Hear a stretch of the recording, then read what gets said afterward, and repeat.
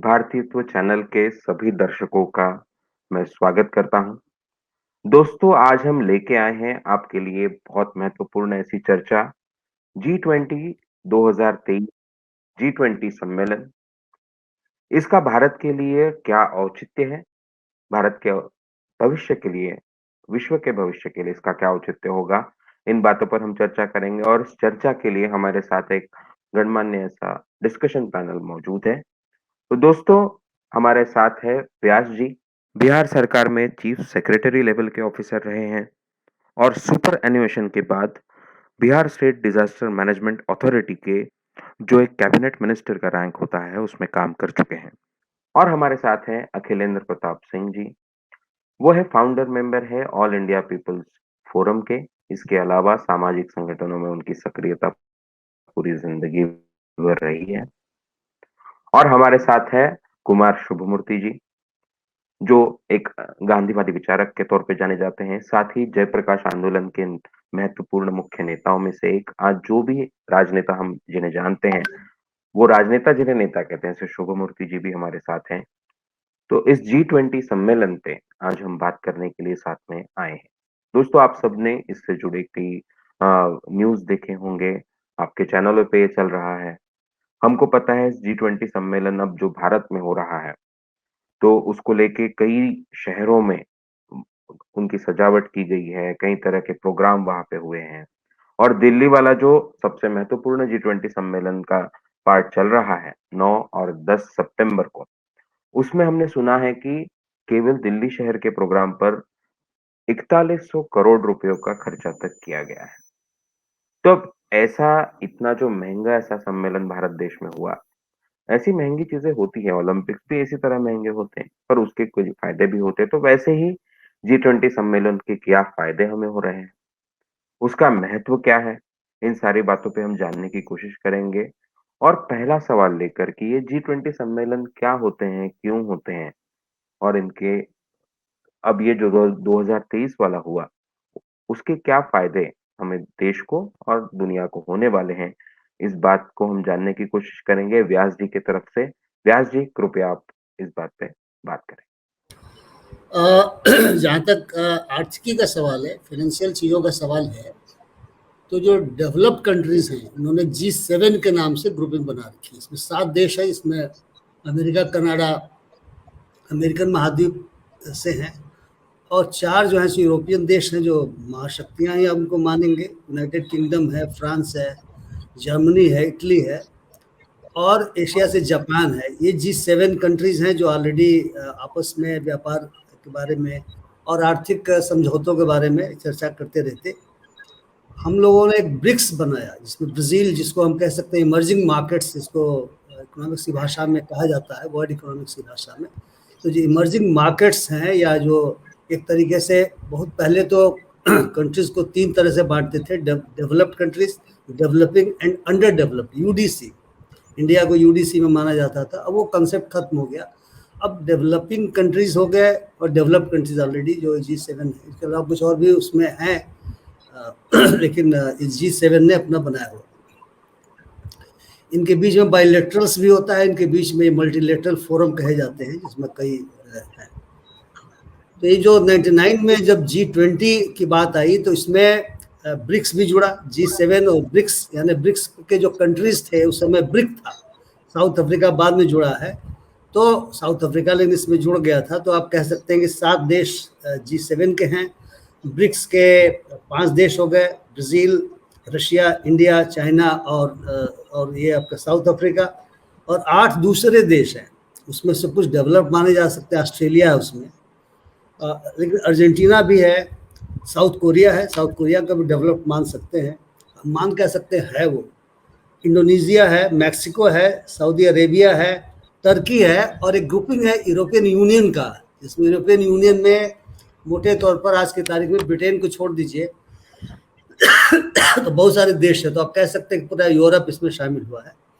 और अभी इस जो समिट हुआ, उसमें अफ्रीकन यूनियन के रूप में जो अफ्रीका के बचे हुए जो देश हैं वे शामिल हो गए, जिसको ग्लोबल साउथ के रूप में हम लोग चर्चा कर रहे हैं, और मान रहे हैं कि ग्लोबल साउथ की बहुत बड़ी जीत हुई कि इस आर्थिक फोरम में वो भी आ गया।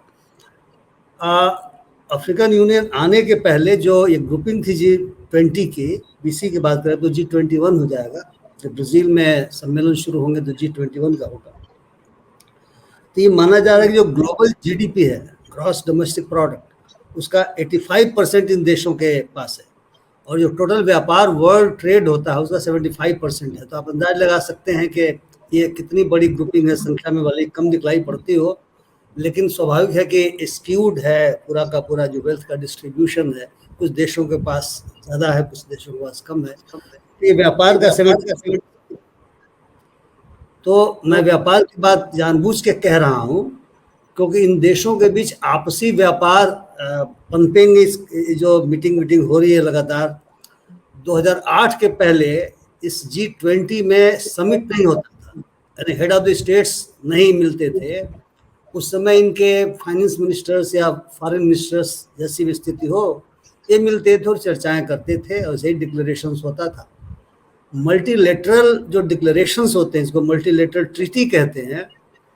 ट्रीटी तो बड़ी चीज़ हो गई, लेकिन ये जो डिक्लेरेशंस है basically they are intent, they express the intent of the countries, it's not binding on anyone, क्योंकि ये ट्रीटी नहीं है। ट्रीटी होगा तो बाइंडिंग होगा। संभावना ये पनपती है कि द इंटेंट भी है डिक्लेरेशंस, तो उसके आधार पे धीरे धीरे ही सही कुछ ना कुछ इन देशों के बीच में व्यापार बढ़ेंगे, काम होगा। हालांकि कई देशों का जो एक्सपोर्ट है वो इंपोर्ट से ज़्यादा है, कुछ देशों का इंपोर्ट एक्सपोर्ट से ज़्यादा है, इंपोर्ट ज़्यादा है, राइट।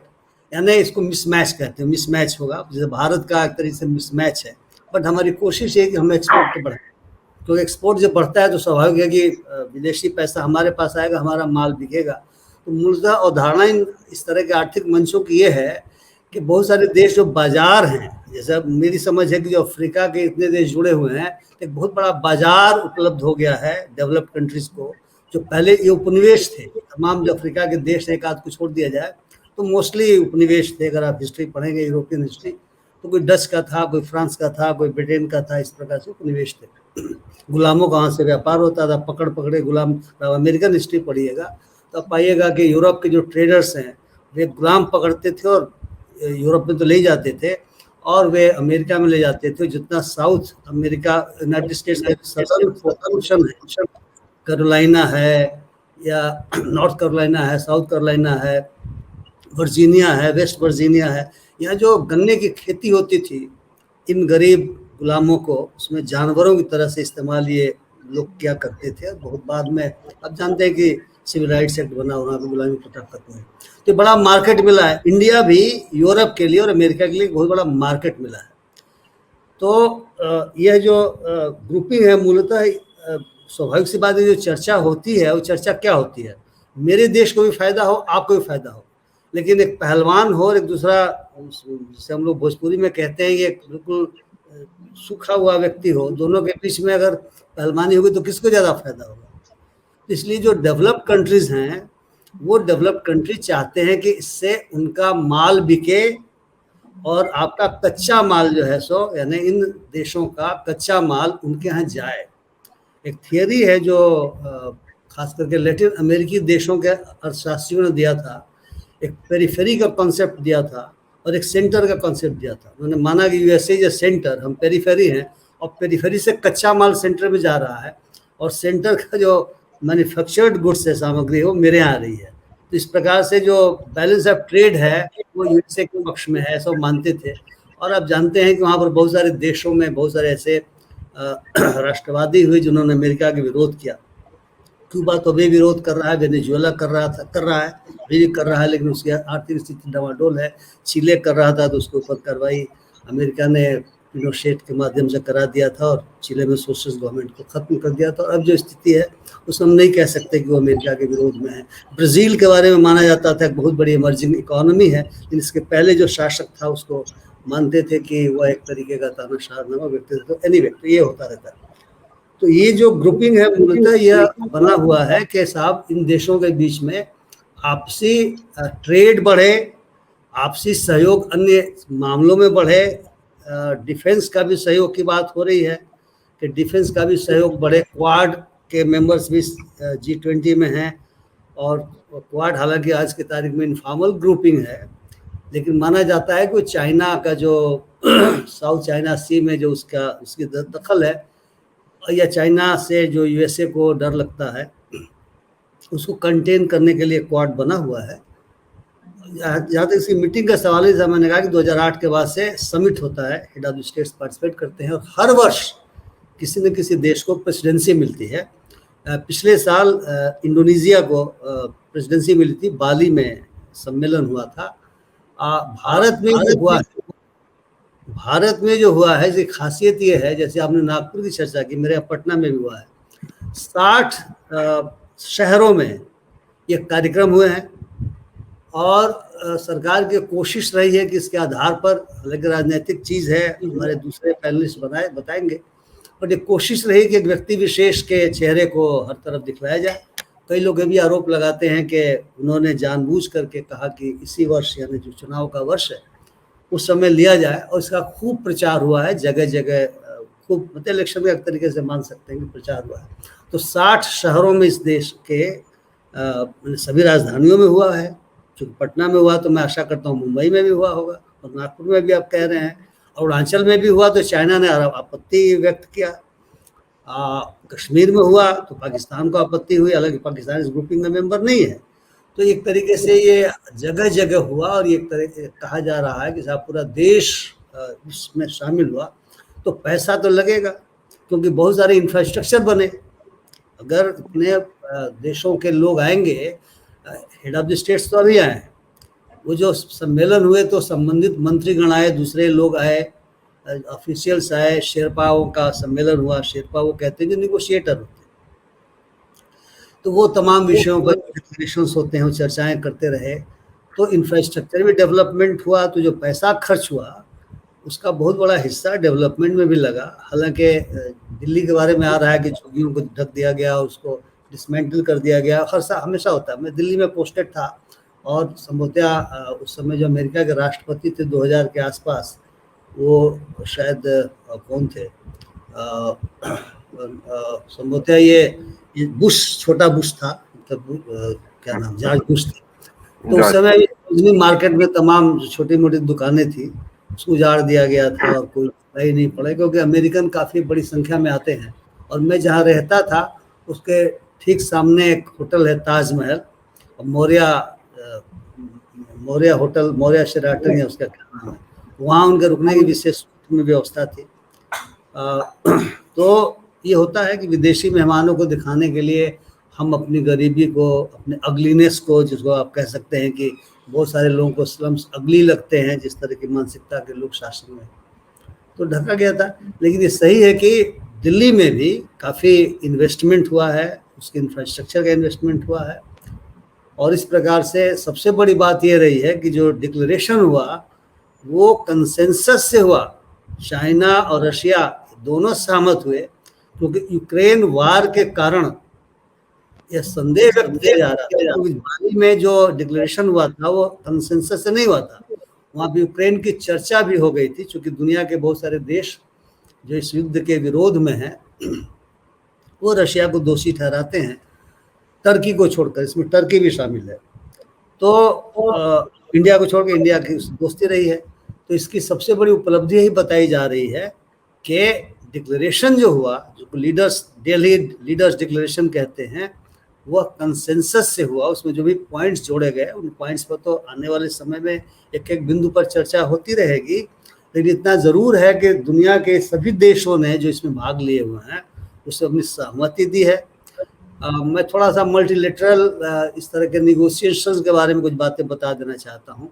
जैसा मैंने शुरू में कहा, इंटेंट होता है, लेकिन एक एक शब्द पे, कॉमा, फुल स्टॉप पे, मुझे भी बायलैटरल्स का थोड़ा तजुर्बा है और मल्टीलेटरल का भी थोड़ा तजुर्बा। मैं दिल्ली में जब पोस्टेड था तो एक एक शब्द पे पैराग्राफ बनते हैं और उस पर बिल्कुल बहस होती है, और एक एक शब्द को रहना चाहिए, नहीं रहना चाहिए।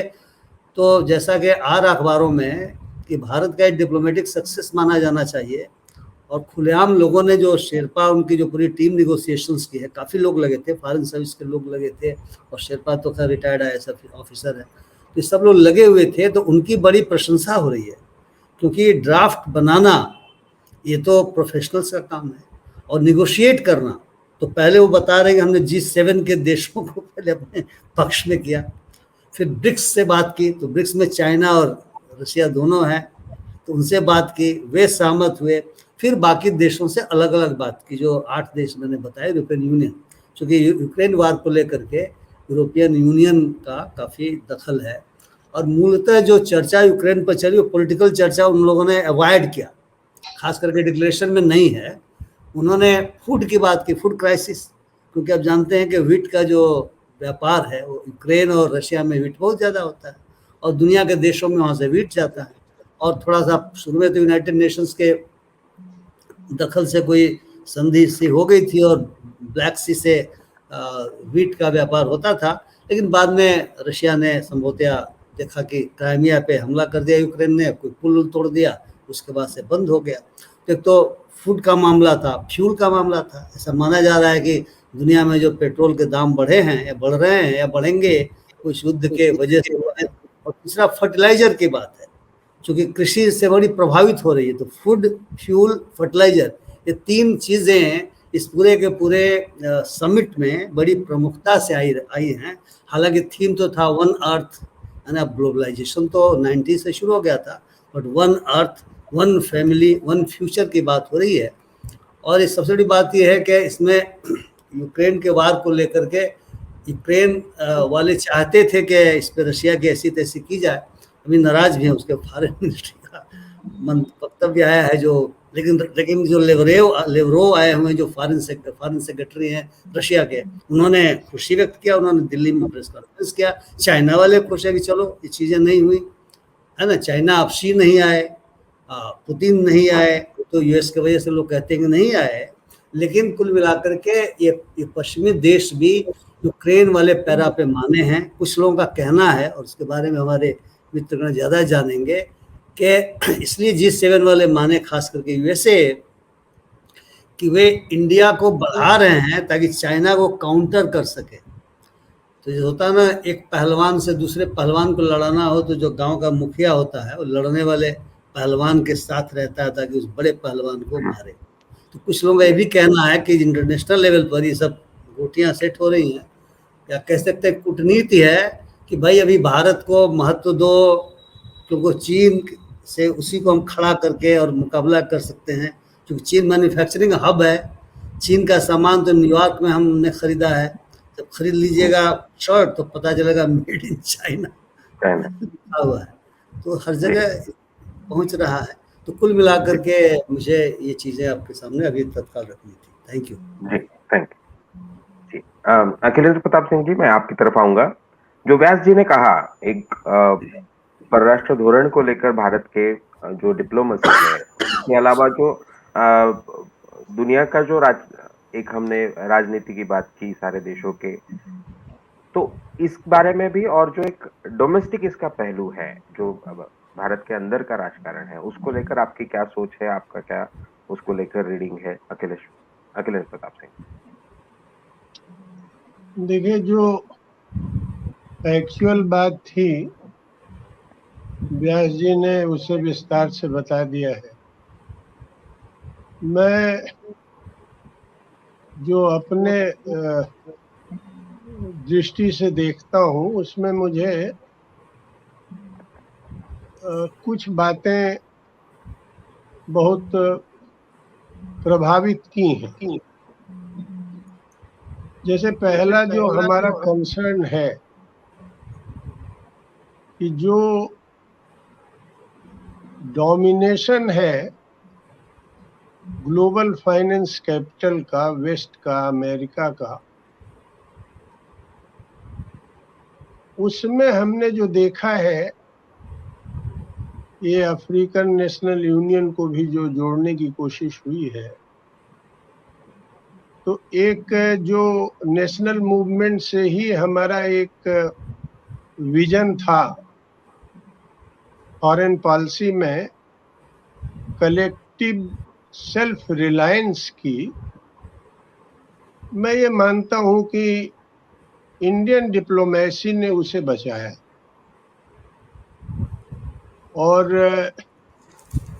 यह किसी सरकार की बात से ज्यादा एक हमारी जो कंटिन्यूटी रही है नॉन अलाइंड मूवमेंट की, उस दिशा में यह मैं समझता हूं कि एक अच्छा कदम है। और उन मुद्दों पर जिस पर इंटरनेशनल तनाव है, उन मुद्दों पर बहुत, यह राजनीतिक फोरम भी नहीं है।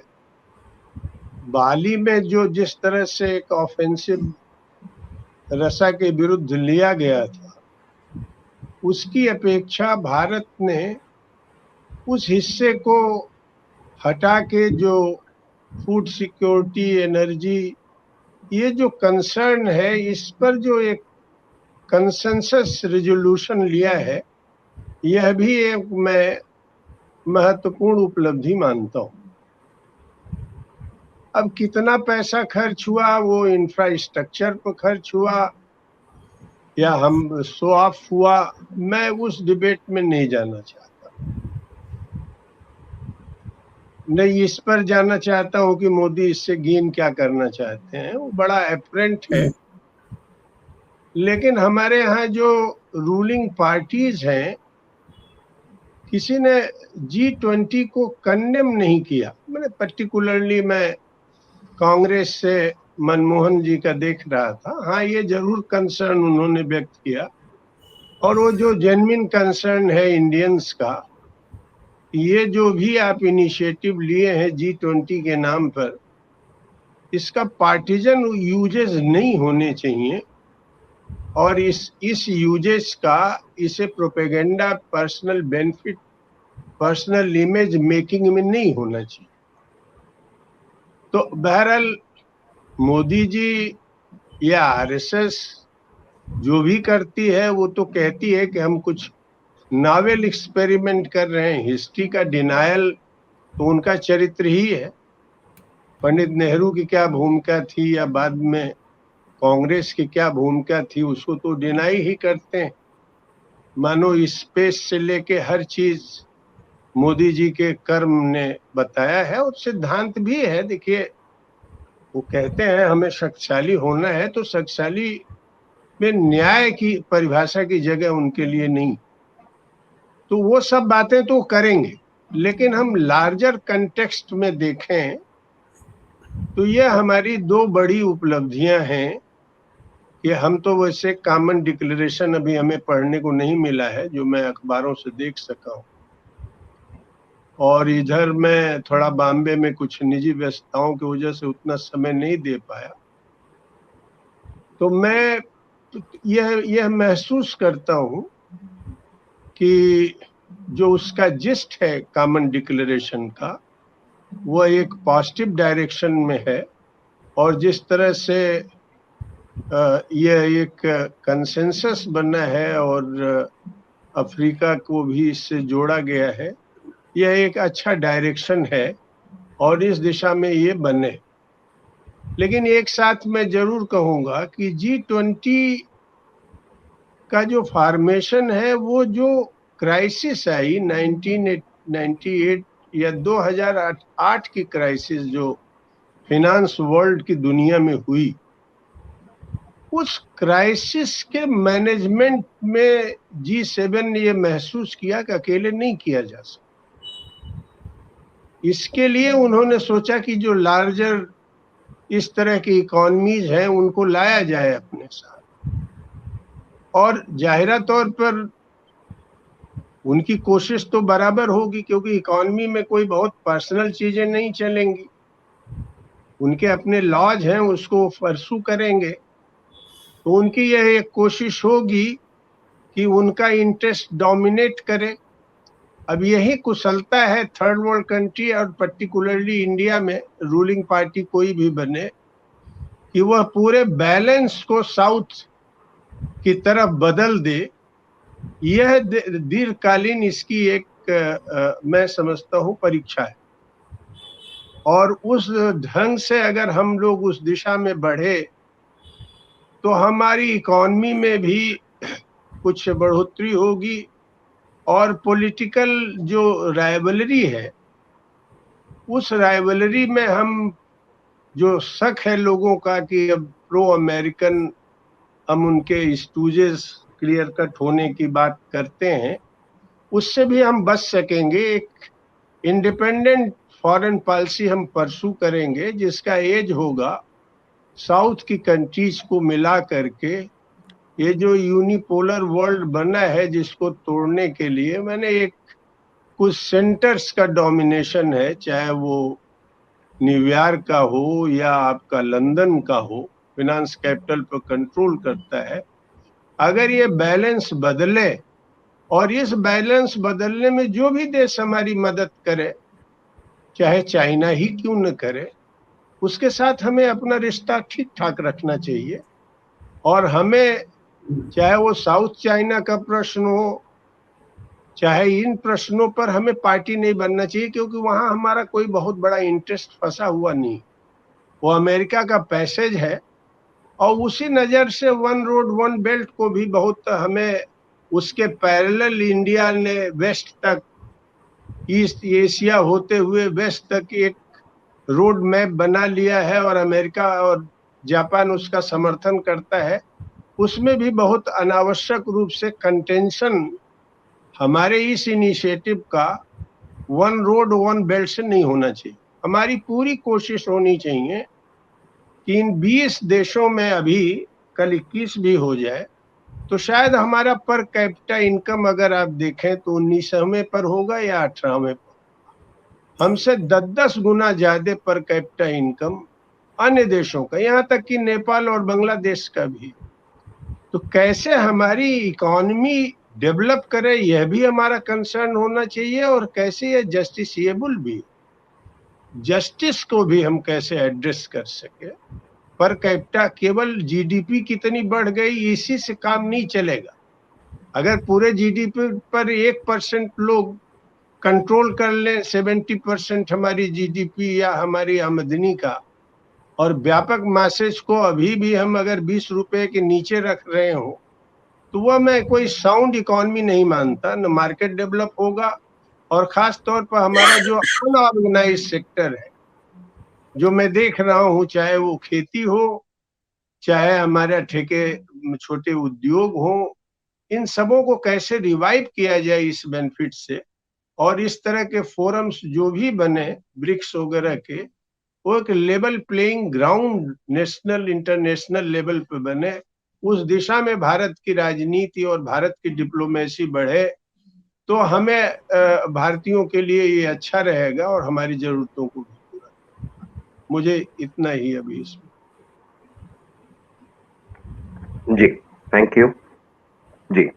शुभमूर्ति जी, मैं आपके तरफ कि दोनों तरह से कि एक ये जो पूरा G20 सम्मेलन हुआ, इसके डिप्लोमेसी को लेकर क्या क्या परिणाम रहे, इन पर भी अभी चर्चा हुई। व्यास जी और अखिलेंद्र प्रताप सिंह जी ने, दोनों ने इस पर बातें कही।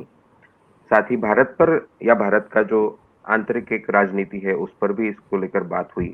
आपकी एक पैनी नजर इन सारी बातों पर रहती है, इसके क्या परिणाम हो रहे हैं उस पर रहती है।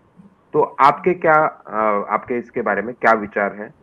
इन दोनों बातों पर आप क्या कहना चाहेंगे? माइक अपना अनम्यूट कर लीजिए। माइक है।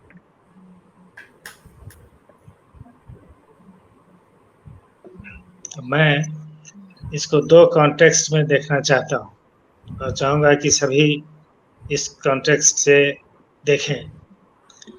एक तो है हमारे देश का कॉन्टेक्स्ट क्या है, जिस देश में ये G20 का सम्मेलन हुआ है उस देश की स्थिति क्या है, इसको भी समझना चाहिए अगर G20 का विश्लेषण करना है तो मैं मानता हूँ कि अभी हमारे देश में एक बहुत ही अथॉरिटेरियन सत्ता है।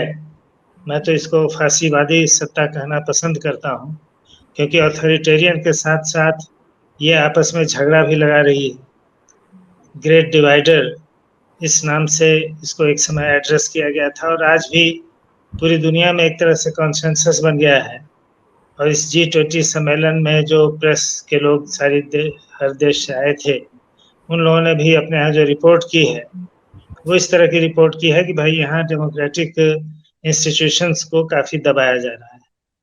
तो इस संदर्भ को हमको भूलना नहीं चाहिए। और दूसरी बात कि इसका जन्म जो हुआ 1999-2000 के आसपास G20 का, वो किस कारण से हुआ? तो पहले तो फाइनेंस मिनिस्टर लोगों का एक सम्मेलन था जो G20 के रूप में आया और फाइनेंस मिनिस्टर्स ही रहते थे। उसको G7 वालों ने ये संदेश दिया कि भाई आप लोग भी शामिल हो जाइए, यानी आप जितने हैं हम लोग साथ मिलकर के एक फाइनेंस को किस तरह से कंट्रोल करें दुनिया भर में। तो G7 के लोग जो थे वो तो सारी दुनिया के वित्त स्थिति को अपनी मुट्ठी में रखना चाहते थे। उसमें कैसे हमको मदद मिल सके, कुछ जो पिछड़े देशों से ज्यादा आगे निकल गए हैं, ये स्ट्रेटजी उन्होंने सोच करके मैसेज दिया और तब ये G27 बना। समझिए कि 2000 में बना, 1999 या 2000 में, व्यास जी ज्यादा उसको प्रामाणिक तरीके से कहेंगे। और ये सम्मेलन होते होते 2008 में इसमें हो गया कि केवल फाइनेंस मिनिस्टर नहीं रहे बल्कि जो राष्ट्राध्यक्ष हैं वो भी इसमें शामिल हों। तो वित्त का तो एस्पेक्ट रहा ही, लेकिन उसमें केवल वित्त के मामले से काम नहीं चलता है, उसमें पॉलिटिक्स आती ही है, उसकी जरूरत रहती ही है। आखिर निर्णय कौन लेगा और इसको इम्प्लीमेंट कौन करेगा? तो राष्ट्राध्यक्षों के भी इसमें वो शामिल हो गए। तो मैं इसको इस तरह से देखता हूँ कि ताकतवर देशों का स्वार्थ कैसे सिद्ध हो, इस नजरिए से ताकतवर देशों ने ये सुझाव रखा जो विकासशील देश थे उनके सामने, और उन्होंने इसको मान लिया कि हम अगर ताकतवर देशों के साथ हो जाएंगे तो हमारा विकास भी आसान हो जाएगा। तो एक तरफ वो संदर्भ था और एक तरफ हमारे देश में जो आज स्थिति है इसका संदर्भ है। तो मैं मानता हूँ कि इसमें जो अच्छे रिजोल्यूशन हुए हैं, जिसका जिक्र अखिलेंद्र प्रताप जी ने किया है, व्यास जी ने भी किया, तो पढ़ने में जरूर अच्छे हैं, लेकिन इसका इम्प्लीमेंटेशन कैसे होगा इसमें मुझे भारी शक है। क्योंकि G27 में बहुत सारे देश ऐसे हैं और इसमें जो दो प्रमुख देश हैं रूस और चीन, ये तो काफी अथॉरिटेरियन देश हैं, जैसा कि हमारा देश है, उससे भी ज्यादा मिलिट्री पावर है उनके पास, सशस्त्र शक्ति जितनी है उसके सामने भारत कमजोर है, लेकिन भारत भी है। तो इन मुख्य शक्तियों का सेंट्रलाइज्ड पावर रहना, अथॉरिटेरियन सत्ता उन देशों में रहना, और अमेरिका जरूर डेमोक्रेट है लेकिन इकोनॉमी वो भी जो फॉलो कर रहा है वो सेंट्रलाइज्ड इकोनॉमी को फॉलो कर रहा है। वहां भी गरीब और अमीर का अगर भेद बढ़ता है, आपस की दूरी, उनकी इकोनॉमिक दूरी बढ़ती है, तो अमेरिका में इसकी चिंता नहीं है। चिंता है फिर भी वो उसी इकोनॉमी को अभी परसू कर रहे हैं कि ठीक है डेवलपमेंट के सिलसिले में तो ये होगा कि कुछ लोग बहुत अमीर होंगे और ये गरीबी अमीरी का गैप बढ़ेगा। तो मुझे बहुत उम्मीद नहीं है कि इस प्रकार की दृष्टि रखने वाले देश अगर संगठित हो जाएं और अच्छी अच्छी बातें करें और उसको वो लागू भी कर देंगे, क्योंकि अपने देश के हित को जहाँ छोड़ना पड़ेगा तो वहाँ इसमें से कौन तैयार होगा, नहीं तैयार होगा, इसमें मुझे काफी शंका है। अभी जैसे यूक्रेन का मामला देखिए, जो स्पष्ट है कि भाई यूक्रेन पर हमला हुआ और उसकी दुर्दशा है, तो हमने केवल दुर्दशा कैसी है इस पर जरूर प्रस्ताव में उसको शामिल किया, लेकिन किसने की दुर्दशा और क्या उसका बैकग्राउंड था उस चीज को छोड़ दिया। यानी कॉन्सेंसस हो जाए इसके लिए हमने बार को ही नीचे रख दिया। मैंने कॉन्सेंसस का पैमाना क्या है, तो उसी को आप काफी कमजोर कर देंगे, काफी लिबरल बना देंगे तो कॉन्सेंसस हो जाएगा। तो उस तरह की एक स्थिति है बनी, और ये मैं समझता हूँ कि कॉन्सेंसस बना के हम एक इसका भी क्लेम करें कि भाई पहली बार इस सम्मेलन में एक सर्वसम्मति से प्रस्ताव पारित हुआ है और उपलब्धियां गिनाएं। और एक और बात मैं रखना चाहूंगा कि ये 2019 में जो चुनाव था, मोदी जी ने उस बार भी कोशिश की थी कि 17 या 18 में हमारे यहाँ G20 का सम्मेलन हो ताकि उसका चुनावी फायदा उठाएं, लेकिन उस समय शायद ब्राजील था या कौन था हमको याद अभी नहीं है, लैटिन अमेरिका का ही कोई देश था, वो सहमत नहीं हुआ उसकी बारी थी होस्ट करने की, तो उसने होस्ट किया। अब इस बार 24 के पहले 23 में हमारे यहाँ सम्मेलन हो, ये बात मोदी जी ने रखी और वो मान ली गई। तो 23 में क्यों हो, इसके पीछे एक बड़ा कारण है कि वो 24 में चुनाव है, और 24 का चुनाव इनको किसी भी हालत में जीतना है, क्योंकि काफी देश के अंदर भी बाहर भी फजीहत है। तो किस तरह से जनता को हम लुभा सकते हैं, और इसलिए देखिए कि देश के 50-60 देशों में G20 का सम्मेलन किया गया। इसका पीछे मकसद क्या था? तो बिना एक जो अंदरूनी राजनीति है हमारी वोटर्स को लुभाना, इसके अलावे इसके पीछे कोई बात रही होगी ऐसा नहीं लगता, क्योंकि खर्चा भी बहुत हुआ, 4,100 करोड़। ये तो केवल दिल्ली में खर्च किया गया है या सारा 50-60 नगरों को मिला करके किया गया है, लेकिन ये अपने आप में बहुत ज्यादा है, और भारत जैसे गरीब देश के लिए तो ये बहुत ही ज्यादा है। तो एक पॉलिटिकल इंटेंशन जो है वो काफी स्पष्ट होता है कि ये G20 का सम्मेलन करो और उसमें सजावट ऐसे आम जो देश के गरीब लोग हैं उनके सामने रखो और उसका एक जलवा दिखा करके वोट को आकर्षित करो। तो इस तरह से जो इसमें आर्थिक विकास का जो इंटेंशन है उसको भी मैं काफी शक के दायरे में रखता हूँ। ये इम्प्लीमेंट होंगे या नहीं होंगे, जितने भी अच्छे अच्छे वादे हैं वो सब धरे के धरे रहेंगे, और सभी देश अपने स्वार्थ में कैसे हम इसका इस्तेमाल कर सकते हैं, ताकतवर ज्यादा इस्तेमाल करेंगे अपने पक्ष में, जो उसके बाद हैं वो कम करेंगे। इस तरह से होते होते जो गरीब देश हैं, पिछड़े देश हैं, वो जहाँ के तहाँ रह जाएंगे और उनका हम फायदा उठाएंगे, जो मजबूत देश हैं फायदा उठाएंगे। तो आर्थिक दृष्टि से मैं ये देखता हूँ, और सत्ता की दृष्टि से दुनिया के जो मजबूत देश हैं वो अपने को और ज्यादा सत्ताशील बनाएंगे, उनके हाथ में सत्ता और केंद्रित करने की कोशिश होगी, और एक दूसरे का समर्थन करेंगे। ये जो कॉन्सेंसस बना है उसको मैं इसी तरह से देखता हूँ कि एक दूसरे के हाँ में हाँ मिला करके जो गलत है उसको भी ढक दो, जो सही है उसको उजागर नहीं करो इस रूप में। और जैसे कि ये स्पष्ट है कि लोगों से तो कटा रहा ये G20 का दिल्ली में भी, जो मैं तो दिल्ली में नहीं हूँ, लेकिन जो सुना अपने साथियों से कि गरीबी को छुपा दिया गया, जनता को छुपा दिया, लॉकडाउन कर दिया गया। तो लॉकडाउन में तो लोग अपने इलाके से बाहर ही नहीं निकल पाए, तो कैसे ये जनता से भी कटा हुआ है। प्रेस वालों को कोई ऐसा प्रेस मीट करने नहीं दिया गया, पॉलिटिशियंस जो है दूसरे देशों के या भारत के भी, उनका कोई प्रेस कॉन्फ्रेंस नहीं करने दिया गया। विदेश के भी और देश के भी जो प्रेस जर्नलिस्ट हैं वो नाराज हो या नहीं हो, लेकिन उनको कोई मौका नहीं दिया गया। तो प्रेस से काटकर, लोगों से काटकर, और इस प्रस्ताव में भारत का कहीं कोई जिक्र नहीं है। भाई कुछ तो जिक्र होना था, भारत में जो भी चल रहा है उसका कहीं आप बार को बहुत नीचे करके भी आप रख सकते थे, ये सांप्रदायिक सद्भाव पर हम यहाँ जोर देंगे, आदि आदि कुछ भी कर सकते थे, लेकिन देश को भी उससे अलग कर दिया गया। तो भारत में सम्मेलन है, लेकिन भारत का प्रस्ताव में कहीं कोई संदेश नहीं है, लोगों से कटा हुआ है, प्रेस से कटा हुआ है, और भारत का जो विपक्ष है, विपक्ष को भी इसमें काफी नेग्लेक्ट किया गया है, फॉर्मल तरीके से नेग्लेक्ट किया गया है। जो राष्ट्रपति ने भोज दिया, उन्होंने सबों को भोज दिया, लेकिन इसमें विपक्ष के नेताओं को बुलाया नहीं गया। खड़गे साहब को तो नहीं बुलाया गया, मैं समझता हूँ, और भी बहुत सारे प्रमुख जो विपक्षी दल के होंगे उनको नहीं बुलाया गया होगा। तो विपक्ष से कटा हुआ, प्रेस से कटा हुआ, लोगों से कटा हुआ, आदि आदि। तो इस तरह का बैकग्राउंड जो है इस G20 सम्मेलन का भारत में, उसको मैं मानता हूँ कि बहुत एक राजनीतिक इस्तेमाल के लिए प्लान करके यहाँ आयोजित किया गया। और आगे क्या होगा, जो अच्छे प्रस्ताव आए हुए हैं, काफी सशंकित हूँ।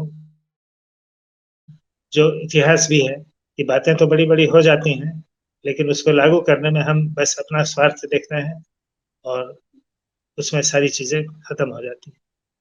तो इतनी बात करके मैं अभी समाप्त करूँ।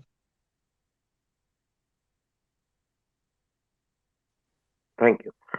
अभी मैं व्यास जी के पास फिर से आना चाहूंगा कि जो चिंता है शुभमूर्ति जी ने व्यक्त की कि वो भी डिक्लेरेशन यहाँ पर हुआ, जैसा आपने भी कहा था, ये इंटेंशनल होता है, ये कोई नहीं होता। तो मतलब देख सकते हैं वो कंपल्सरी हो उन्हें वो implement। तो उसको लेकर वो चाहे हैं, साथ ही बाकी जनता को जनता की तरफ से देखकर इस तरह से किया जाना, शायद ये ऐसा ही किया जाता होता है या ऐसा ही करने की ज़रूरत भी होती होगी। तो आप इन सारी चिंताओं के बारे में क्या सोचते हैं? आपका क्या ओपिनियन है? देखिए, जो चिंता व्यक्त किया है शुभमूर्ति जी ने, तो चिंता स्वाभाविक है। हर एक व्यक्ति को लगेगा कि भाई इतना खर्चा हुआ और एक खास नेता का पूरे देश भर में चुनाव प्रचार हुआ, 1 साल से हो रहा है, देश को क्या मिला और जो कुछ हुआ है क्या वो इम्प्लीमेंटेशन होगा। दरअसल हर साल जब ये समिट होती है तो डिक्लेरेशन बनता है, और मेरी जानकारी में इस समिट में भी पिछले डिक्लेरेशंस का क्या अनुपालन हुआ या उसके अनुसार क्या कार्रवाई हुई, उसकी कोई चर्चा नहीं की गई है। बेसिकली जो मल्टीलेटरल डिक्लेरेशंस होते हैं, जैसा मैंने शुरू में कहा था, ये इंटेंशंस होते हैं, they are not binding on any country कि हमको क्या करना है। तो ऐसी दशा में हम ये उम्मीद लगा के बैठेंगे कि जैसे देश में हम लोग तो प्रशासन में रहे हैं, मान लिया जाए कि कोई मीटिंग टॉप लेवल पे हुई हमारी, या हमने कोई मीटिंग की, तो अगली मीटिंग में हम इसकी समीक्षा करते हैं कि जो फैसले लिए गए थे वो कितना उस हद तक पालन हुआ या नहीं हुआ तो क्या कारण रहा, आगे क्या करना पड़ेगा। मल्टीलेटरल में नहीं होता। मल्टीलेटरल में गुडी थिंग्स कहा जाता है, अच्छी बातें की जाती हैं। अब अगर हम ये सोचें कि इंडिया में क्या खराबी है, यदि उस पर चर्चा होने लगती इस समिट में, तो चाइना की खराबी की भी चर्चा होती। यूनाइटेड स्टेट्स, हर देश में अच्छाई बुराई तो हर देश में मौजूद है, इसलिए इंटरनल मामलों में इसमें चर्चा नहीं होती।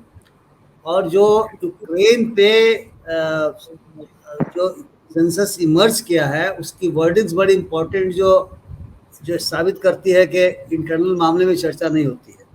वहाँ कहा गया कि हर देश एक दूसरे की सॉवरेनिटी या संप्रभुता का सम्मान करेगा और उसके टेरिटोरियल इंटीग्रिटी यानी उसकी जो भू अखंडता है उसका सम्मान करेगा। तो स्वाभाविक सी बात है कि जब हम संप्रभुता का सम्मान करेंगे तो हमारे किसी मामले में अगर कोई भी देश हमारे देश में बोलेगा मल्टीलेटरल फोरम पे, तो वह तो हमारे आंतरिक मामलों में दखल हुआ। तो मल्टीलेटरल चीज़ों में सब नहीं होता, बाइलेटरल्स में भी नहीं होता। बाइलेटरल मतलब हुआ 2 पार्टियों के बीच में। तो इसलिए चिंता तो एक देशवासी के रूप में जो शुभमूर्ति जी कह रहे हो है, लेकिन इसके प्रकृति को, इसके नेचर को समझना पड़ेगा। अब उदाहरण के लिए अभी कांग्रेस का बयान में पढ़ रहा था जो आज के हिंदू में निकला हुआ है, उसी को मैं पढ़ रहा था। तो सुबह मैंने अखबार पढ़ा नहीं था, तो पैरा है 78, उसमें कहा गया है कि हम यानी G20 के सभी देश, ये जो इथनिक डाइवर्सिटी है, ये नस्लीय विविधता है और जो धार्मिक विविधता है, रिलीजियस विविधता है। अब जानते हैं कि यूरोप में इतनी नस्लों के लोग भी रहते हैं। हालांकि जब वो नेशन स्टेट्स बने थे तो मोटे तौर पर माना गया था कि अगर स्लाव रिपब्लिक के लोग हैं तो स्लोवाकिया में आ गए, चेक वाले चेक में रह गए। तो देखिए बंटवारा हुआ है, बनाना रिपब्लिक उसी को कहा जाता है। नहीं, बनाना रिपब्लिक नहीं कहते, उसको कहते हैं उनका डिवीजन लगातार होता है, मैं शब्द भूल रहा हूँ। तो हर एक में कोई दूसरी नस्ल भी है, इसलिए वो नस्ली डाइवर्सिटी की बात कही गई है। और रिलीजियस डाइवर्सिटी हिंदुस्तान के लिए बहुत महत्वपूर्ण हो गई। और मणिपुर के कॉन्टेक्स्ट में नस्ली डाइवर्सिटी भी हो गई है। तो बातें तो आ गई कि सम्मान करेंगे, लेकिन अब कितना सम्मान हो रहा नहीं हो रहा है वो तो हम आप सभी जानते हैं। हर दुनिया के हर देश में हम जानते हैं। कुछ देशों को छोड़ दिया जाए तो कोशिश होती है कि जो मेजॉरिटी है, अब अखिलेश जी बैठे हुए हैं, तखलिंदर जी बैठे हुए, तो मार्क्सवादी लोग रहे हैं, नक्सली लोग रहे हैं, मतलब सॉरी माले में रहे हैं। ये लोग तो ग्रामसी की चर्चा करते हैं। मैन्युफैक्चर्ड कंसेंट जो रूलिंग क्लासेस का है वो बाकी पर लागू कर देता है और सबका कंसेंट बन जाता है। अब हमारे देश में भी जो सत्ता में लोग बैठे हुए हैं, उनका जो हिंदू राष्ट्र की परिकल्पना है, अब जैसे हम तो वही देहात के रहने वाले हैं, भोजपुरी इलाके के हैं, वहाँ पे हमारे यहाँ मकई का खेत हुआ करता था, तो एक सियार जो है, सियार समझते हैं ना, श्रृंगाल जिसको संस्कृत में कहते हैं, तो अगर वो हुआ हुआ कहता था तो हुआ हुआ करते थे। तो अभी हमारे देश में भारत भारत हो रहा है भारत भारत हो रहा है, क्योंकि एक मैन्युफैक्चर्ड कंसेंट हो गया कि इंडिया गुलामी का प्रतीक है, तो इसलिए भारत भारत हो गया। आजकल फेसबुक और तमाम में मैं देख रहा हूँ कि क्या क्या जो भारत के समर्थक हैं वो क्या लिख रहे हैं। एनीवे, उनको संविधान से मतलब नहीं है, लेकिन ये शब्द आया है, इतनी डाइवर्सिटी। मणिपुर में सरकार माननीय शब्द नहीं बोल रहे, लेकिन आया है, 78 पैरा में आया हुआ है। तो बेसिकली गुड़ी गुड़ी चीज़ें होती हैं, लेकिन मैं समझता हूँ कि जो महत्वपूर्ण चीज़ें भारत के दृष्टिकोण से हुई हैं उससे थोड़ा हमें समझना चाहिए कि उसमें जो भी गुड़ी गुड़ी चीज़ हुई वो क्या हुई है। तो पहली बात तो यही हुई है कि साहब ये कंसेंसस जो इमर्ज किया है, और यूक्रेन के संदर्भों में मैंने बता दिया कि यूक्रेन और रशिया का जिक्र तक उसमें नहीं है। यही जिक्र है कि साहब हम टेरिटोरियल इंटीग्रिटी का पालन करेंगे और सॉवरेनिटी का पालन करेंगे, एक दूसरे में हस्तक्षेप नहीं करेंगे। जबकि जो युद्ध होते हैं, तो युद्ध तो इसीलिए होते हैं, तो पॉलिटिक्स है बाय एक्सटर्नल मीन्स। अखिलेंद्र जी इसको बेहतर आप एक्सप्लेन कर पाएंगे। तो ये हो रहा है, लेकिन उसमें आया हुआ रशिया ने भी साइन किया। लेवरोव बड़ा खुश हुए, जो उसके फॉरेन सेक्रेटरी मिनिस्टर हैं, बोले बड़ा बढ़िया हुआ है सब। चाइना भी खुश है, चलो अच्छा हो गया। सभी जानते हैं कि ये जो अभी उन्होंने BRI की चर्चा की, belt road initiative, one belt one road की चर्चा की, BRI कहते हैं उसको, तो उसके बरखिलाफ इकोनॉमिक कॉरिडोर की चर्चा हुई है, जिसमें 8 देश भाग ले रहे हैं। अभी कॉरिडोर, इकोनॉमिक कॉरिडोर क्या है, अब उसके सारे कंटूर्स तो डिफाइन अभी नहीं हो सकते, उसका वर्किंग ग्रुप बनेगा। फिर उन देशों में जिन्होंने मदद का आश्वासन दिया है, उसमें पार्टिसिपेट करने की बात कही है, वे उस ज्वाइंट वर्किंग ग्रुप के सदस्य होंगे। वहाँ पर डिस्कशन होगा, टॉप लेवल पर होगा, बॉटम लेवल पे होगा। किंतु उसमें क्या चीज़ें आ रही हैं, पाकिस्तान को बाईपास करके शिप से, हालांकि शिप का व्यवस्था भी है, आप अदन की खाड़ी में अपना शिप उतार सकते हैं, वहाँ से रेल जो है सो UAE, यूनाइटेड अरब एमिरेट्स के जो देश हैं उनसे होते हुए और यूरोप में पहुँचेगा। अब जानते हैं यूरोपियन यूनियन में रेल के कारण आप इटली में बैठेंगे तो आप स्विट्जरलैंड, तमाम देशों में घूम के चले आ सकते हैं। तो रेल कनेक्टिविटी की बात हो रही है, शिप कनेक्टिविटी की बात हो रही है, और ऑफ कोर्स इंटरनेट की लाइनें भी बिछेंगी। तो ये कनेक्टिविटी जो की जा रही है, मानना यही है कि जो BRI का उनका इनिशिएटिव है चाइना का, जिसमें डेट दे रहे हैं, वो कर्जा दे करके उन देशों को, इन 8 देशों ने कहा है कि हम इन्वेस्ट करेंगे। कौन कितना इन्वेस्ट करेगा उस पर डिपेंड करेगा जब वर्किंग ग्रुप बनेगा तो, लेकिन फायदा तो सभी सोचते हैं हमें मिलेगा। इसमें मजेदार क्या है कि USA भी इन्वेस्ट करेगा। तो आज मैं सुन रहा था, एक सत्य हिंदी करके आता है, चैनल है, उसमें एक अमेरिकी प्रोफेसर बोल रहे थे कि अमेरिका काहे दे रहा है, बेगानी शादी में अब्दुल्ला दीवाना, उसको तो इससे फायदा नहीं हो रहा है, लेकिन अमेरिका को फायदा हो रहा है कि जो BRI है उसके बरखिलाफ एक कनेक्टिविटी बन रही है।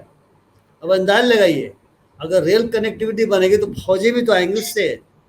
अभी तो जहाज से फौज आती है, हमें फायदा व्यापार का भी हो सकता है, यूरोप को भी व्यापार का हो सकता है फायदा।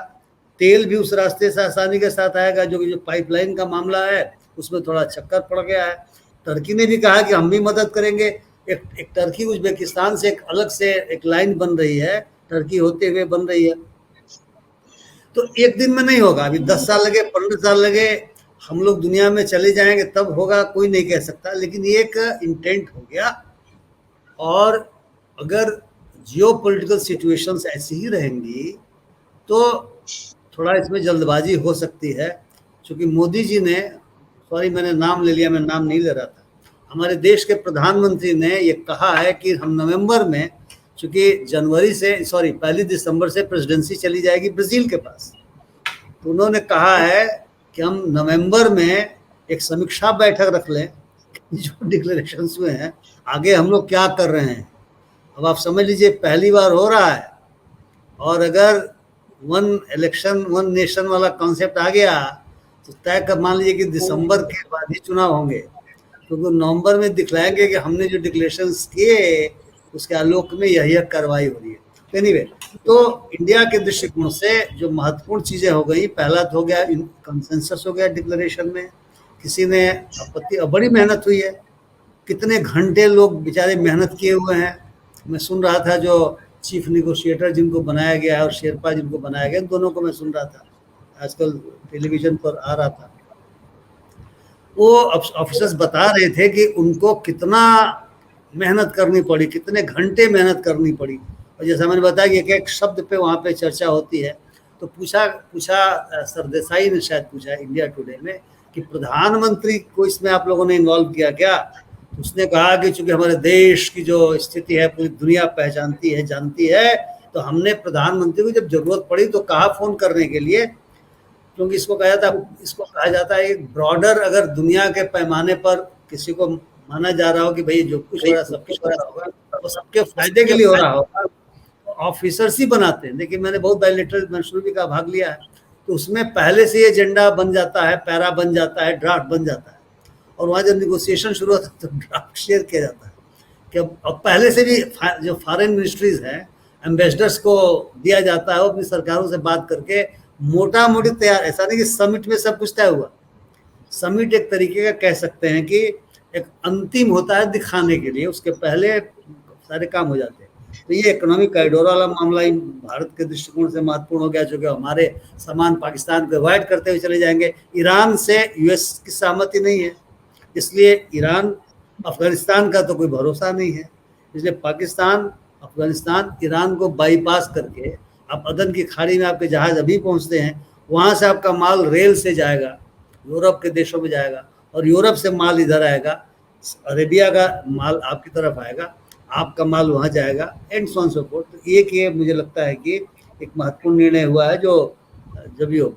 दूसरा है कि बायलैटरल हुआ है, हालांकि मल्टीलेटरल ही है, 7-8 देश उसमें भी है। ये जो इंटरनेशनल बायोफ्यूल अलायंस बना, अब हम सभी जानते हैं कि जो एनर्जी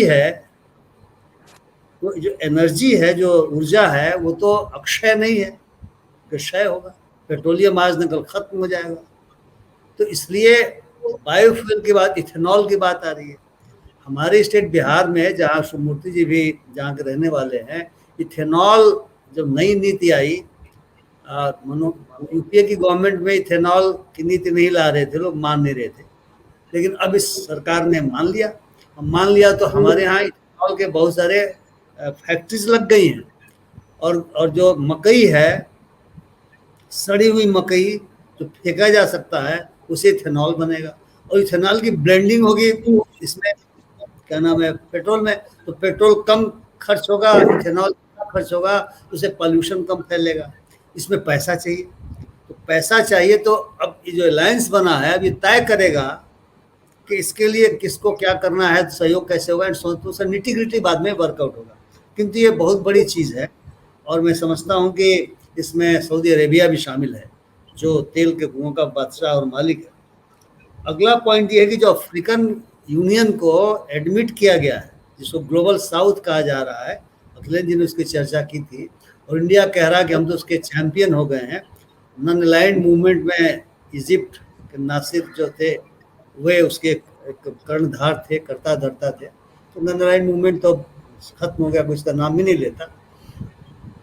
लेकिन अफ्रीकन यूनियन को आगे बढ़ाने के लिए चाइना भी लगा हुआ था, लेकिन चाइना डेट दे रहा था, कर्जा दे रहा था,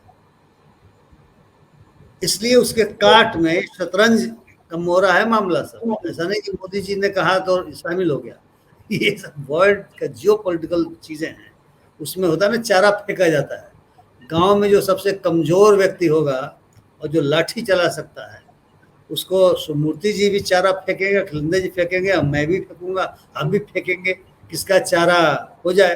तो गांव में तो जियो पॉलिटिक्स में चलता है।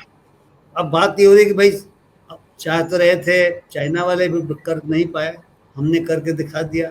तो दोस्ती, वैसे भी भारत की दोस्ती अफ्रीका पुरानी है ना। बहुत पहले हमको याद है कि एक अफ्रीका फंड बना था, जिसको फुल फॉर्म अभी याद नहीं आ रहा, लेकिन ये चीज जो है सो भारत के जाती है। और क्लाइमेट चेंज, लास्ट चीज है क्लाइमेट चेंज।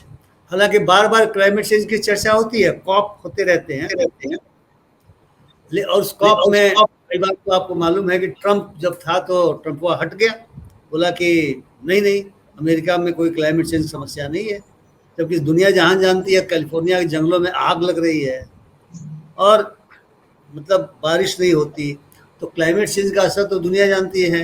यूरोप में जब ठंड पड़नी चाहिए तो गर्मी पड़ती है। तो इस क्लाइमेट चेंज में जो रिड्यूस करना है कार्बन इमिशन 2050 तक, हाँ सॉरी 2150 तक, 21वीं शताब्दी और 2000 नहीं सॉरी 2050 तक, सॉरी 2050 तक, तो उसमें 1.5 जो इंडस्ट्रियल लेवल था, जो उस समय जो लेवल था कार्बन इमिशन का, तो उस तक पहुंचने के लिए उससे 1.5 क्योंकि बढ़ता चला जा रहा है तो समस्या आएगी, तो उसके लिए पैसा चाहिए।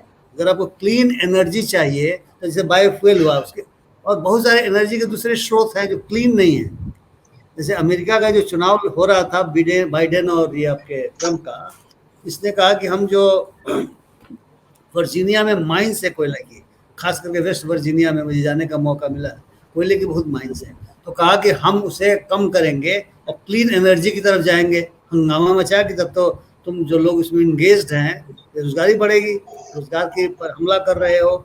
लेकिन स्वाभाविक सी बात है कि जो ये फॉसिल फ्यूल जिसको कहा जाता है, जिसमें कोयला शामिल है, तो ये फॉसिल फ्यूल जितना जलाइएगा कार्बन उत्सर्जन होगा। हालांकि जो डेवलपिंग कंट्रीज है उनके साथ दिक्कत क्या है कि जितना कार्बन जला जला के डेवलप्ड कंट्रीज आगे बढ़ गए हैं, हम तो दूसरे स्टेज में हैं। तो हमें अगर क्लीन एनर्जी लाना है तो इन्वेस्टमेंट चाहिए, तो उसमें रिटरेट किया गया है कि climate change is an issue. देखिए हिमाचल में क्या हुआ, सब क्लाइमेट चेंज का असर है। अब देखिए ये दिल्ली में क्या हुआ, सब क्लाइमेट चेंज का असर है। अभी बारिश हो रही है, पटना में भी बारिश हो रही है, मैं समझता हूँ पूर्वी उत्तर प्रदेश में भी हो रहा होगा, ये बारिश का सीजन नहीं है। हालांकि हम लोग तो बाढ़ वाले इलाके के मानते हैं कि नेपाल में बारिश होगी तो हमारे यहाँ बाढ़ आती है, तो हम 15 अक्टूबर तक मानते हैं मानसून का सीजन, लेकिन ये अनयूजुअल है, क्लाइमेट चेंज का असर है। तो उसके बारे में रिटरेट किया गया है, और ये है एसडीजी कहा जाता है इसको, सस्टेनेबल डेवलपमेंट गोल्स का हिस्सा है। तो रिटरेट किया गया, तो अगर वे देश जो 85% ग्लोबल जीडीपी के जिनके हिस्से में आता है, यदि इंटेंशन जाहिर किए हैं तो मान के चलिए कि आज न कल न परसों न चौथे रोज कुछ न कुछ तो ठीक ठाक होगा ही होगा। मल्टीलेटरल में तुरंत कोई चीज नहीं होती है, ये हम सभी लोगों को समझना चाहिए। मुझे इतना ही कहना था। Thank you. थैंक यू व्यास जी। अखिलेंद्र प्रताप सिंह जी, जो बातें अभी आपने सुनी, जो बातें कही गई, जो बातें शुभमूर्ति जी ने कही, जो चिंताएं उन्होंने व्यक्त की, उस पे भी आपके क्या विचार हैं? तो उस पे भी आप अपने विचार व्यक्त करें। और दूसरा, ये जो आज जो समस्याएं पूरी दुनिया के सामने दिखती है, जैसे एक समस्या की बात हुई ग्लोबल वार्मिंग और क्लाइमेट चेंज की समस्या, जिससे पूरी मानव जाति के सर्वाइवल की एक समस्या है। इसके अलावा हम देखते हैं कि बेरोजगारी की बड़ी समस्या है, जो भी सीधे तौर पर अर्थशास्त्र से जुड़ी है, पॉलिटिकल इकोनॉमी से जुड़ी है दुनिया की। तो उसको लेकर G20 जैसे सम्मेलनों में जितना हो सकता है उतना हुआ है क्या? आपकी अपेक्षा के हिसाब से और क्या हो सकता था? ये भी बात अगर आप जोड़ना चाहें तो जरूर जोड़े। आपका माइक मैं अनम्यूट करता हूं, आप अगर आपकी तरफ से तो आप, हाँ जी बोल। हेलो जी जी, मेरी बात जा रही जी है? जी हाँ। मैं कह रहा था कि जो सुमूर्ति जी ने कंसर्न शो किया है वो उसको मैं शेयर करता हूं, लेकिन मेरा कहना है कि संदर्भ अलग है। देखिए, अभी ये मैंने खुद ही कहा कि G20 नॉन अलाइन मूवमेंट की तरह किसी नेशनल मूवमेंट के उभार का प्रोडक्ट नहीं है। G20 अपने में बेसिकली जो, अगर मैं इकोनॉमिक्स की भाषा में कहूं, चूंकि यह जो न्यू लिबरल इकोनॉमी की क्राइसिस आई, इस क्राइसिस को वर्ल्ड वाइड रिजॉल्व करने के लिए जो डेवलप्ड देश थे या जिन्होंने सभी संसाधनों और पूंजी पर अपना कब्जा जमाया था, उन्होंने इसका विस्तार करना शुरू किया। तो मेरा कंसर्न इसको उस कंटेक्स्ट में ले जाने का नहीं, मेरा बहुत स्पेसिफिक कंटेक्स्ट है कि हाँ, अब अगर G20 हुआ है तो G20 के बारे में एक इंडिपेंडेंट इंडियन का व्यू क्या होगा। क्योंकि अगर आप जितनी संस्थाओं को देखिए, जब आपका ये जितना भी सेकेंड वर्ल्ड वॉर के बाद की संस्थाएं बनी, सब लोग अब मानते हैं कि उनका रेलेवेंस खत्म हो गया। यहाँ तक कि यूएनओ की भी बात लोग कर रहे हैं। मैं देख रहा हूं कि हमारे सामने हम विभिन्न मूवमेंट के दौर से गुजरे।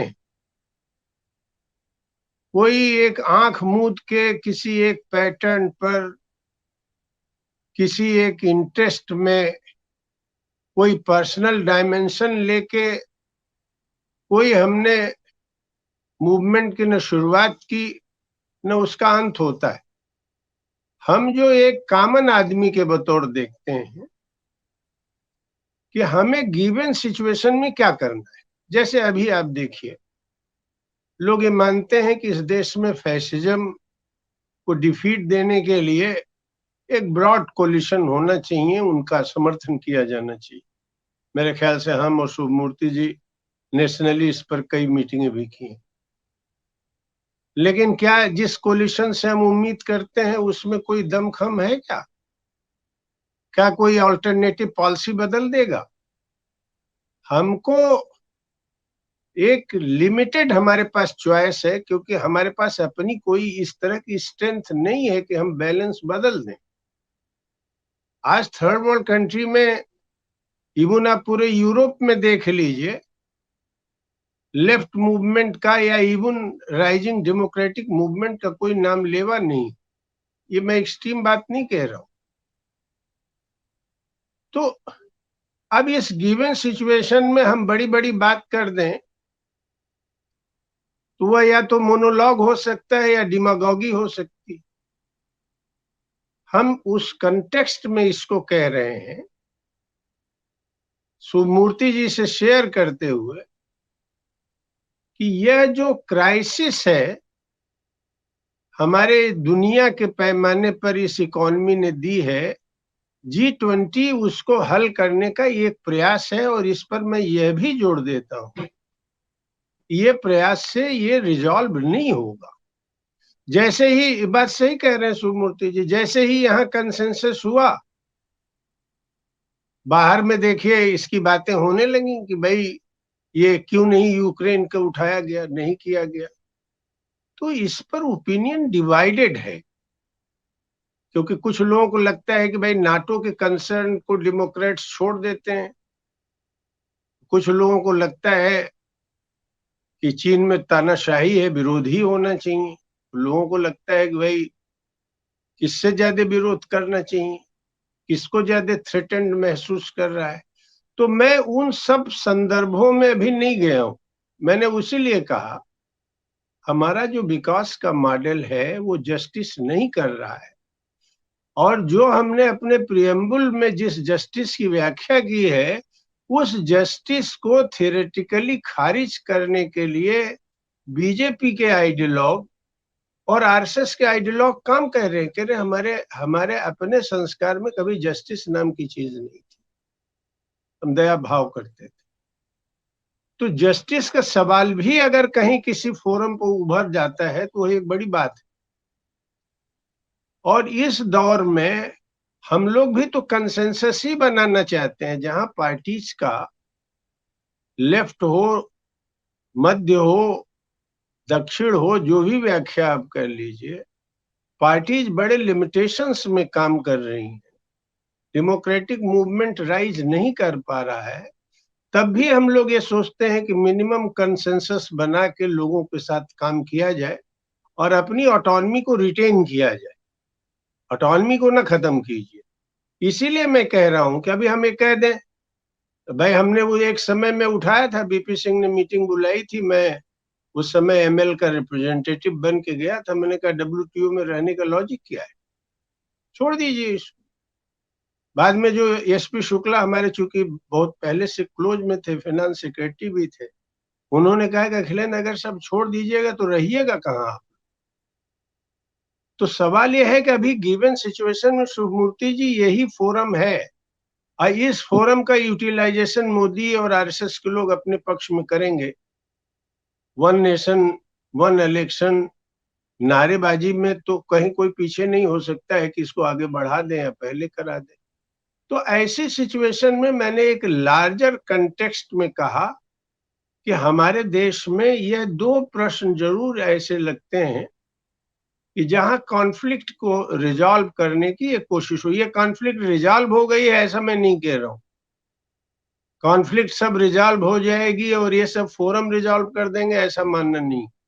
इसीलिए मैं कहता हूं कि ब्रिक्स और ये जितने भी हैं प्रयोग चलते रहने चाहिए, और इसमें पीपुल्स कंसर्न को हमें देखना चाहिए, उस एक्सटेंट तक हमें सपोर्ट करना चाहिए। हम लोग कोई अकेडमिकली इसको डिस्कस केवल नहीं कर सकते, क्योंकि हम ऑर्गेनिकली एक पॉलिटिकल एक्टिविस्ट है, तो हम अपने विजन को भी रखेंगे लोगों के सामने। वही उसी संदर्भ में मैं रख रहा हूं कि ये इसमें अचीवमेंट है, और ये लेकिन ये क्रिटिक से हमारे बाहर नहीं है। इसलिए मैंने यह भी कहा कि आप एक इकोनॉमिक कॉरिडोर खोलिए, लेकिन ये पैरेलल मत खड़ा कीजिए वन बेल्ट रोड के खिलाफ, क्योंकि चीन से पैरेलल आप जाके अल्टीमेटली सर्विस किसकी करेंगे। सर्विस करने के लिए एक अच्छी बात हुई है, विभिन्न कारणों से हुई है। इंडिया को भी एक मल्टीपोलर सिस्टम में जाने के लिए कोशिश करनी चाहिए, और ये अच्छी बात है कि मोदी हो या कोई भी प्रधानमंत्री हो, अभी वो उस तरह से अमेरिकन खेमे की साथ खास तौर पे यूक्रेन में नहीं दिखे जैसा लोग आशंका दिखा रहे थे। तो मेरा सुमूर्ति जी से केवल इतना कहना, मैं उनके कंसर्न से, उनके इंटेंट से नहीं कह रहा हूं, मैं तो केवल एक्टिविटीज का एक ऑब्जेक्टिव एनालिसिस में ही अपनी बात रखूं। जी जी, धन्यवाद अखिलेंद्र प्रताप सिंह जी। शुभमूर्ति जी, मैं अभी आपके तरफ आना चाहूंगा। अभी हमको कंक्लूडिंग रिमार्क भी आपके चाहिए। तो जो बातें अब या जो आपके चिंताओं के बारे में दोनों वक्ताओं ने कहा, उस पर आप क्या कहना चाहेंगे? और साथ ही यानी कंक्लूडिंग ये मैं शुरू करता हूँ आपके साथ ही कि इस तरह का जो कई काम देश में हो रहे हैं, G20 एक वैसे तो एक भारत, केवल भारत की बात नहीं है। G20 एक ऐसी चीज है जो भारत जैसे देश ने करनी भी चाहिए। तो उसमें उसके तरफ पर उसका एक जो प्रचार भारत में हो रहा है, जिसको लेकर सभी ने एक तरह से चिंताएं व्यक्त की है, तो उसको लेकर जो भारत का नागरिक है, उसमें दो तरह के नागरिक हम पकड़ सकते हैं कि एक है जो इस सरकार का पूरी तरह से समर्थन करता हुआ नागरिक है, और दूसरा नागरिक है जो सजग है, तो कभी विरोध भी करता है, या उसे अगर सही काम करता हुआ सरकार दिखे तो इसे वो सपोर्ट करेगा। तो इन दो तरह के नागरिकों को आप क्या संदेश देना चाहेंगे? पहले तो जो अब तक की चर्चा हुई उस पर आपका क्या कंक्लूडिंग रिमार्क होंगे, और फिर दूसरा मुद्दा, ये दो नागरिकों को आप किस तरह से या G20 के बारे में आप क्या बोलना चाहेंगे? शुभमूर्ति जी, आपका माइक अनम्यूट कर रहा हूँ। देखिए, मेरे मित्रों ने जो कहा, गिवन सिचुएशन में जो हो रहा है इससे कुछ बहुत हम नहीं कर सकते हैं, और जो फोरम है वो इसी प्रकार का फोरम है, इसमें हम इंटरनल दूसरे के सॉवरेनिटी में आघात नहीं कर सकते हैं। तो ये सब बात सही है। यही तो दिखाता है कि G20 के लिमिटेशंस क्या है। G20 अगर इकोनॉमिक डेवलपमेंट करना चाह रहा है गरीब, तो केवल अपना तो नहीं करना चाह रहा है। G20 बना ही क्योंकि एक सबों का कैसे विकास हो। अगर अपना ही अपना विकास करना रहता तो फिर दूसरे तरीके अपनाए जाते। लेकिन मैसेज ये देता है G20, जैसे यूनाइटेड नेशंस यूनाइटेड नेशंस भी तो इसलिए देता है ना भाई हर देश अपना अपना देखे, ये नहीं बल्कि हम सारी दुनिया मिलकर कैसे एक दूसरे को मदद करें और विकास करें और प्रगति की दिशा में जाए। तो G20 भी तो इसलिए बना कि G1 G2 नहीं बल्कि हम सब मिल करके कैसे आगे। तो जब सब मिलकर आगे जाने की बात है तो इस गिवन लिमिटेशंस में हम आगे नहीं जा सकते, यही हमारा कहना है। इस लिमिटेशंस को एग्जामिन करना पड़ेगा। ठीक है, सॉवरेनिटी है, मानते हैं, लेकिन जैसे सभी देश मानते हैं या मानना चाहिए, सॉवरेनिटी के अंदर क्या कुछ लोग बहुत ज्यादा गरीब किसी देश में और कुछ लोग बहुत ज्यादा अमीर हैं, ये पॉलिसी तो यूनानिमस है कि भाई ये गलत है। ये पॉलिसी भी लोग मानेंगे कि भाई आप बिल्कुल अथॉरिटेरियन एटीट्यूड स्टेट का है, एटीट्यूड वाला स्टेट है, वो खुद नहीं मानता है कि हम अथॉरिटेरियन है, कहता है कि हम डेमोक्रेटिक हैं। तो डेमोक्रेसी को सब लोग प्रमोट करते हैं, सॉवरेनिटी को सब लोग प्रमोट करते हैं, इक्वालिटी इकोनॉमिक फोरम पे प्रमोट करते हैं। ये सब चीजें अगर स्टेट होती हैं तो ये आपके अंदरूनी मामले में हस्तक्षेप नहीं है।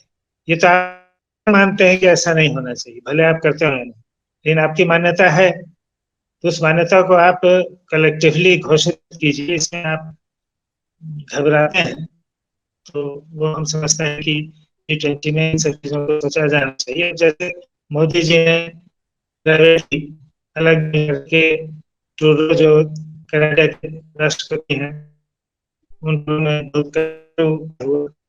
क्योंकि अमेरिका खालिस्तानियों को यहाँ प्रमोट करता है। अमेरिका में कुछ लोग ऐसे हैं, कनाडा में प्रमोट करता है, लेकिन कनाडा में कुछ लोग ऐसे हैं, सिख की लॉबी है जो यहाँ भारत में खालिस्तान को प्रमोट करती है। और सिख लॉबी वहाँ ऐसी मजबूत है कि वहाँ चुनाव जीतने के लिए ट्रूडो को लगता है, जो अभी सत्ता है, कि अगर इनका इनकी सिंपैथी कैसे गेन करें। दूसरी सरकारों को भी शायद कनाडा में लगता है लॉबी है, तो वो इन पर दबाव नहीं डालते हैं, थोड़ा बहुत विरोध में बोल देते हैं बस। आप ज्यादा दबाव क्यों नहीं डालते हैं? ये मोदी जी ने काफी स्पष्टता से और मजबूती से कहा, और उसको इस तरह से कहा कि उन्होंने जो भोज दिया था राष्ट्रपति ने उसको स्किप कर दिया, उसमें शामिल ही नहीं हुए। एक दो तीन जो सामूहिक अंत में सेरेमनी होती है उसमें वो शामिल नहीं हुए। तो मैं समझता हूँ कि मोदी जी ने ये ठीक किया। ये कनाडा को ये नहीं मानना चाहिए या G20 को नहीं मानना चाहिए कि ये कनाडा की सॉवरेनिटी में इंटरफेरेंस है। दूसरी तरह से कई बातें ऐसी हो सकती हैं कि दूसरे देश की सॉवरेनिटी में इंटरफेरेंस, ये वैल्यूज, इसलिए कुछ चीजें जो सर्वमान्य हैं उसको भले अपने देश के अंदर हम नहीं मानते हैं, लेकिन उसको स्टेट ये जो स्टेटमेंट है, जो कंसेंसस है, उसमें इस तरह की भी चीज कुछ देनी चाहिए थी, तो उससे और अच्छा होता। और अच्छा होता है क्या, जरूरी होता है, उससे इंटेंट हमारा साफ होता है। आर्थिक विकास हम चाहते हैं करने के लिए एक ज्यादा मानवीय समाज बनाने की तरफ हम जाना चाहते हैं। तो अफ्रीका को हमने शामिल कर लिया। अफ्रीका की क्या दुर्दशा पहले थी, व्यासी ने अपने वक्तव्य में बताया। तभी हमने शामिल किया है उस स्थिति को बदलने की। ये स्टेट होना चाहिए कि हम अफ्रीका होनी चाहिए। तो मेरा मानना है कि स्टेटमेंट में इस सब तरह की चीजों को भी करना मेरे ख्याल से संभव था, लेकिन आपने कॉन्सेंसस का बात नीचे की भाई, जिस पर तो अभी पढ़ा नहीं है उसको, लेकिन कुछ अंश जो जहाँ जहाँ रिपोर्टेड हुई हैं उसके लगता है कि उसको तो कहीं भी मतभेद की गुंजाइश भी नहीं। समिट के पहले भी शायद उस पर एक बात, तो समिट हमने किया और वही पढ़ के सुना दिया। इसलिए हमको लगता है कि एक कदम आगे जाने की जरूरत है। और मैं अपने देश के मतदाताओं से आपने कहा कि क्या कह सकते हैं, तो हम ये कह सकते हैं कि इस बात को ध्यान में रखें कि जो ग्लोबल फोरम्स हैं वो अगर हमारे देश के विकास के लिए हैं, तो वो हमारे साथ जो दूसरे देश जुड़े हैं जिस फोरम में हम हैं उनके विकास के लिए भी। तो जब हमारा देश कोई स्ट्रेटजी बना रहा है तो उसमें उसको कंसिडर करता है, केवल अपने स्वार्थ को सामने रखता है या एक कलेक्टिव स्वार्थ को सामने रखता है। उस दृष्टिकोण पर हमारे देश के वोटर को चाहिए कि अपने सत्ताधीश जो लोग हैं उन पर दबाव डालते रहें या उनको इस मामले में सजग करते रहें। और मैं ये भी मानता हूँ कि भाई आर्थिक विकास केवल आइसोलेशन में नहीं होगा, वो पॉलिटिक्स के साथ जुड़ा ही रहेगा। तो दोनों में तालमेल बैठाने की बात, अगर आर्थिक विकास की बात करते हैं तो राजनीतिक विकास को भी रिफ्लेक्ट होना चाहिए। आर्थिक विकास की पॉलिसी में पॉलिटिकल विकास रिफ्लेक्ट हो, पॉलिटिकल विकास की पॉलिसी में आर्थिक विकास रिफ्लेक्ट हो। ये हमारा कहना है। दोनों वोटर चाहे मोदी जी के समर्थक हो या मोदी जी के विरोधी हो, इन बातों का उनको ध्यान में रख करके एक देश में जागरूकता फैलाने की कोशिश करनी चाहिए, अवेयरनेस लाने की कोशिश करनी चाहिए। जन सत्ता के प्रतिद्वंदिता में जो लोग हैं, यानी विपक्ष, और जो सत्ता में है पक्ष, उनके बीच भी ये कैसे होगा, ये इसकी मैकेनिज्म ढूंढनी चाहिए। बस जी, मैं इतना ही कहना चाहूँ। जी, धन्यवाद। अखिलेंद्र प्रताप सिंह जी, मैं आपकी तरफ आना चाहूंगा और वही कंक्लूडिंग रिमार्क एक हम आपसे चाहते हैं कि इस चैनल का हमने नाम रखा है भारतीयत्व, और आज भारतीयों में हमें दो तरह के लोग दिखते हैं जो कहीं ना कहीं सरकार का समर्थन करते हैं, जो जिन्हें हम राइट विंग कह सकते हैं, या जो सरकार के खिलाफ है, वो सेंट्रल विंग भी बोल सकते हैं, लेफ्ट विंग भी बोल सकते हैं। तो इन दोनों नागरिकों को आप G20 के संदर्भ में जो भी हुआ उस बारे में आप क्या संदेश देना चाहेंगे, वो किस तरह से सोचे इन चीजों के बारे में? अखिलेंद्र प्रताप सिंह जी। देखिए, मेरा जहां तक मानना है, G20 का जो भी अभी इस देश में वर्क हुआ है, वह कुछ आम नागरिकों के बेटरमेंट के लिए जो वर्ल्ड वाइड कॉन्फ्लिक्ट है उसका रिकंसिलिएशन होने जा रहा है, ऐसा कुछ नहीं।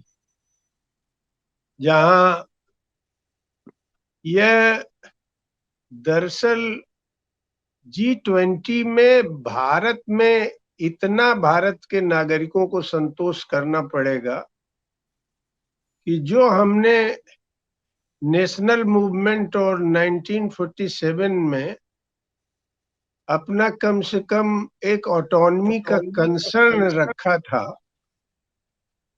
और एक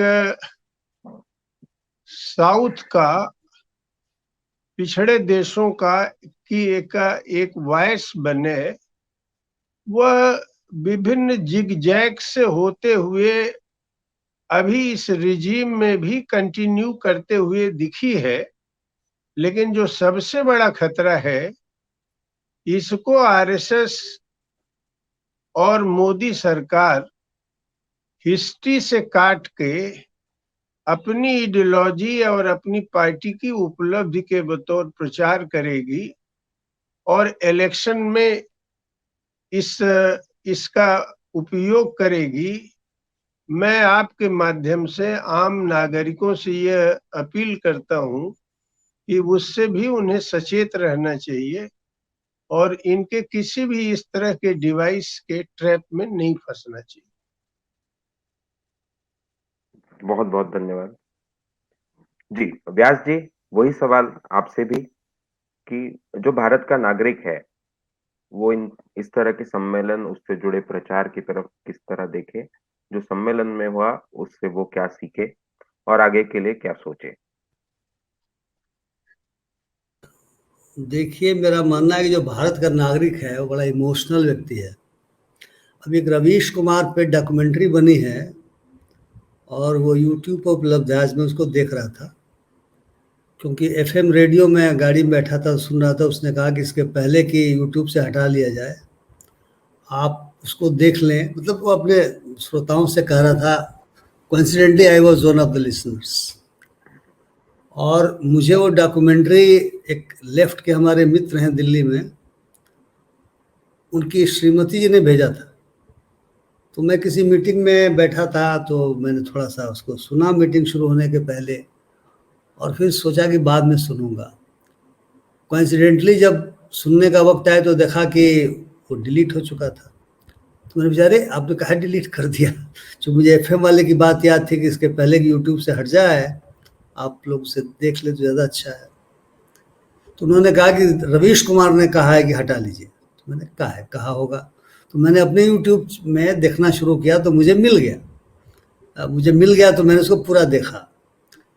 तो उससे ज्ञात यह हुआ कि हमारे जो देश का नागरिक है, जो वाचाल नागरिक है और जो दिखाई पड़ता है, वह नागरिक इमोशनल चीज़ों पर अपने फैसले लेता है।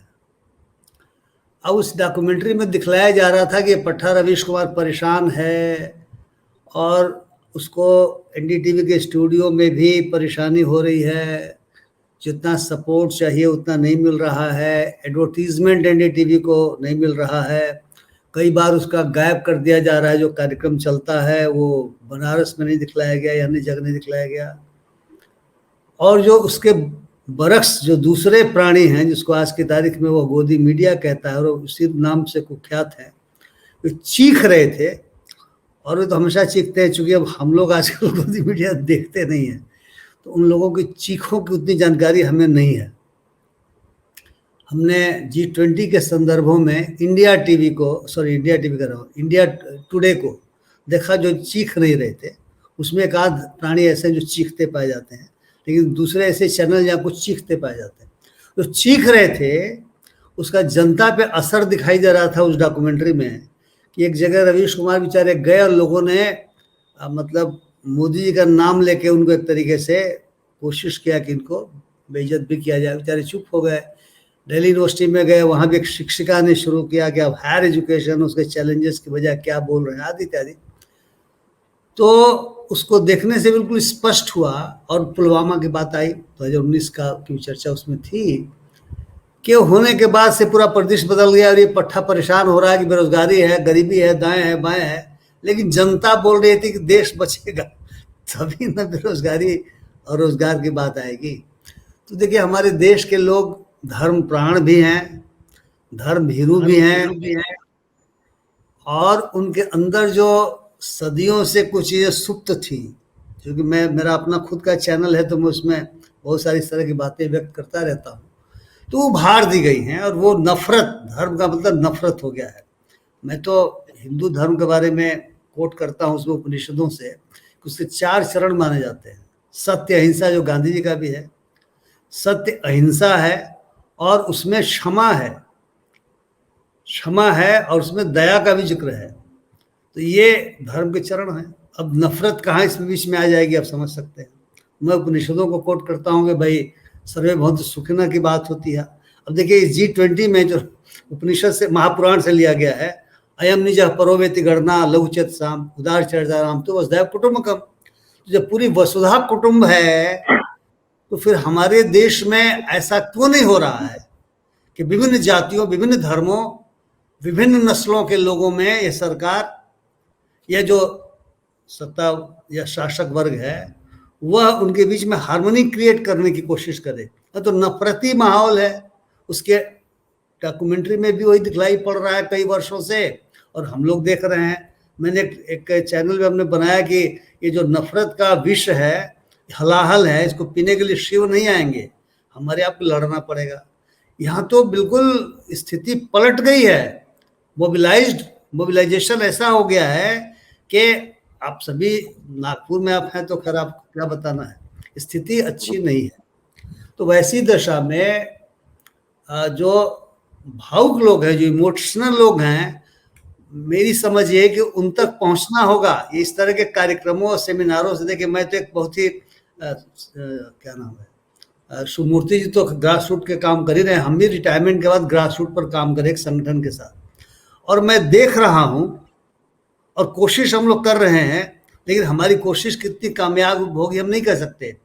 जिसको हम समाज का अत्यंत पिछड़ा वर्ग कहते हैं, रामनवमी के समय तलवार लेकर फटका बांध के 500 रुपया उसको मिला, गाड़ी में पेट्रोल मुफ्त मिल गया, मस्जिदों की तरफ से जुलूस निकाल के गाली गलौज करता पाया गया। हमारे लोगों ने तैयार किया था मुस्लिम लोगों को कि इन सबों के खिलाफ कुछ बोलना नहीं है, दंगा हो सकता था। तो दिखाई पड़ता है, हम लोग जुलूस निकालते रहते, शांति सद्भाव की बात करते, भारत माँ के 4 सिपाही की बात करते, लेकिन स्थितियां बदली हुई हैं। तो वैसी दशा में जो इंडिया पार्टी बनी है, जिसके कारण अब भारत देश का नाम होने जा रहा है, देखिए अब 18 से 22 तक क्या होता है, कोई नहीं जानता। तो आपको ग्रासरूट में जाना पड़ेगा, लोगों के उस इमोशंस को आपको, अखिलेंद्र ने सही कहा, विजन देना पड़ेगा। आपका विजन क्या है? और अब लोग ये नहीं चाहते कि आप उनको जो विजन दें वो लागू होने वाला नहीं हो। महंगाई, बेरोजगारी, इस तरह के मामले हैं, और उनको कैसे आप हल करेंगे ये बताना पड़ेगा। तो वैसी दशा में लगता है कि G20 है, इस G20 में जो गेन्स हैं उन गेन्स को बताया जाएगा। ये थोड़ा बताया जाएगा कि कॉरिडोर 10 साल में पूरा होगा या नहीं होगा। उन्हें कहा जाएगा देखिए पूरे देश को, मतलब दुनिया ने मान लिया और इनके वजह से दुनिया ने मान लिया, और जनता ताली पीटेगी। बिल्कुल सही बात कह रहे हैं, वाह साहब वाह कह रही। तो अब इश्यूज को कैसे ले जाएंगे, क्योंकि किसी भी इस तरह के जो आर्थिक ग्रुपिंग है ना, थोड़ा इतिहास समझना पड़ेगा हम लोगों को। इसकी शुरुआत कैसे होती थी? पहले साहब ये FTA का कॉन्सेप्ट आया, फ्री ट्रेड एग्रीमेंट।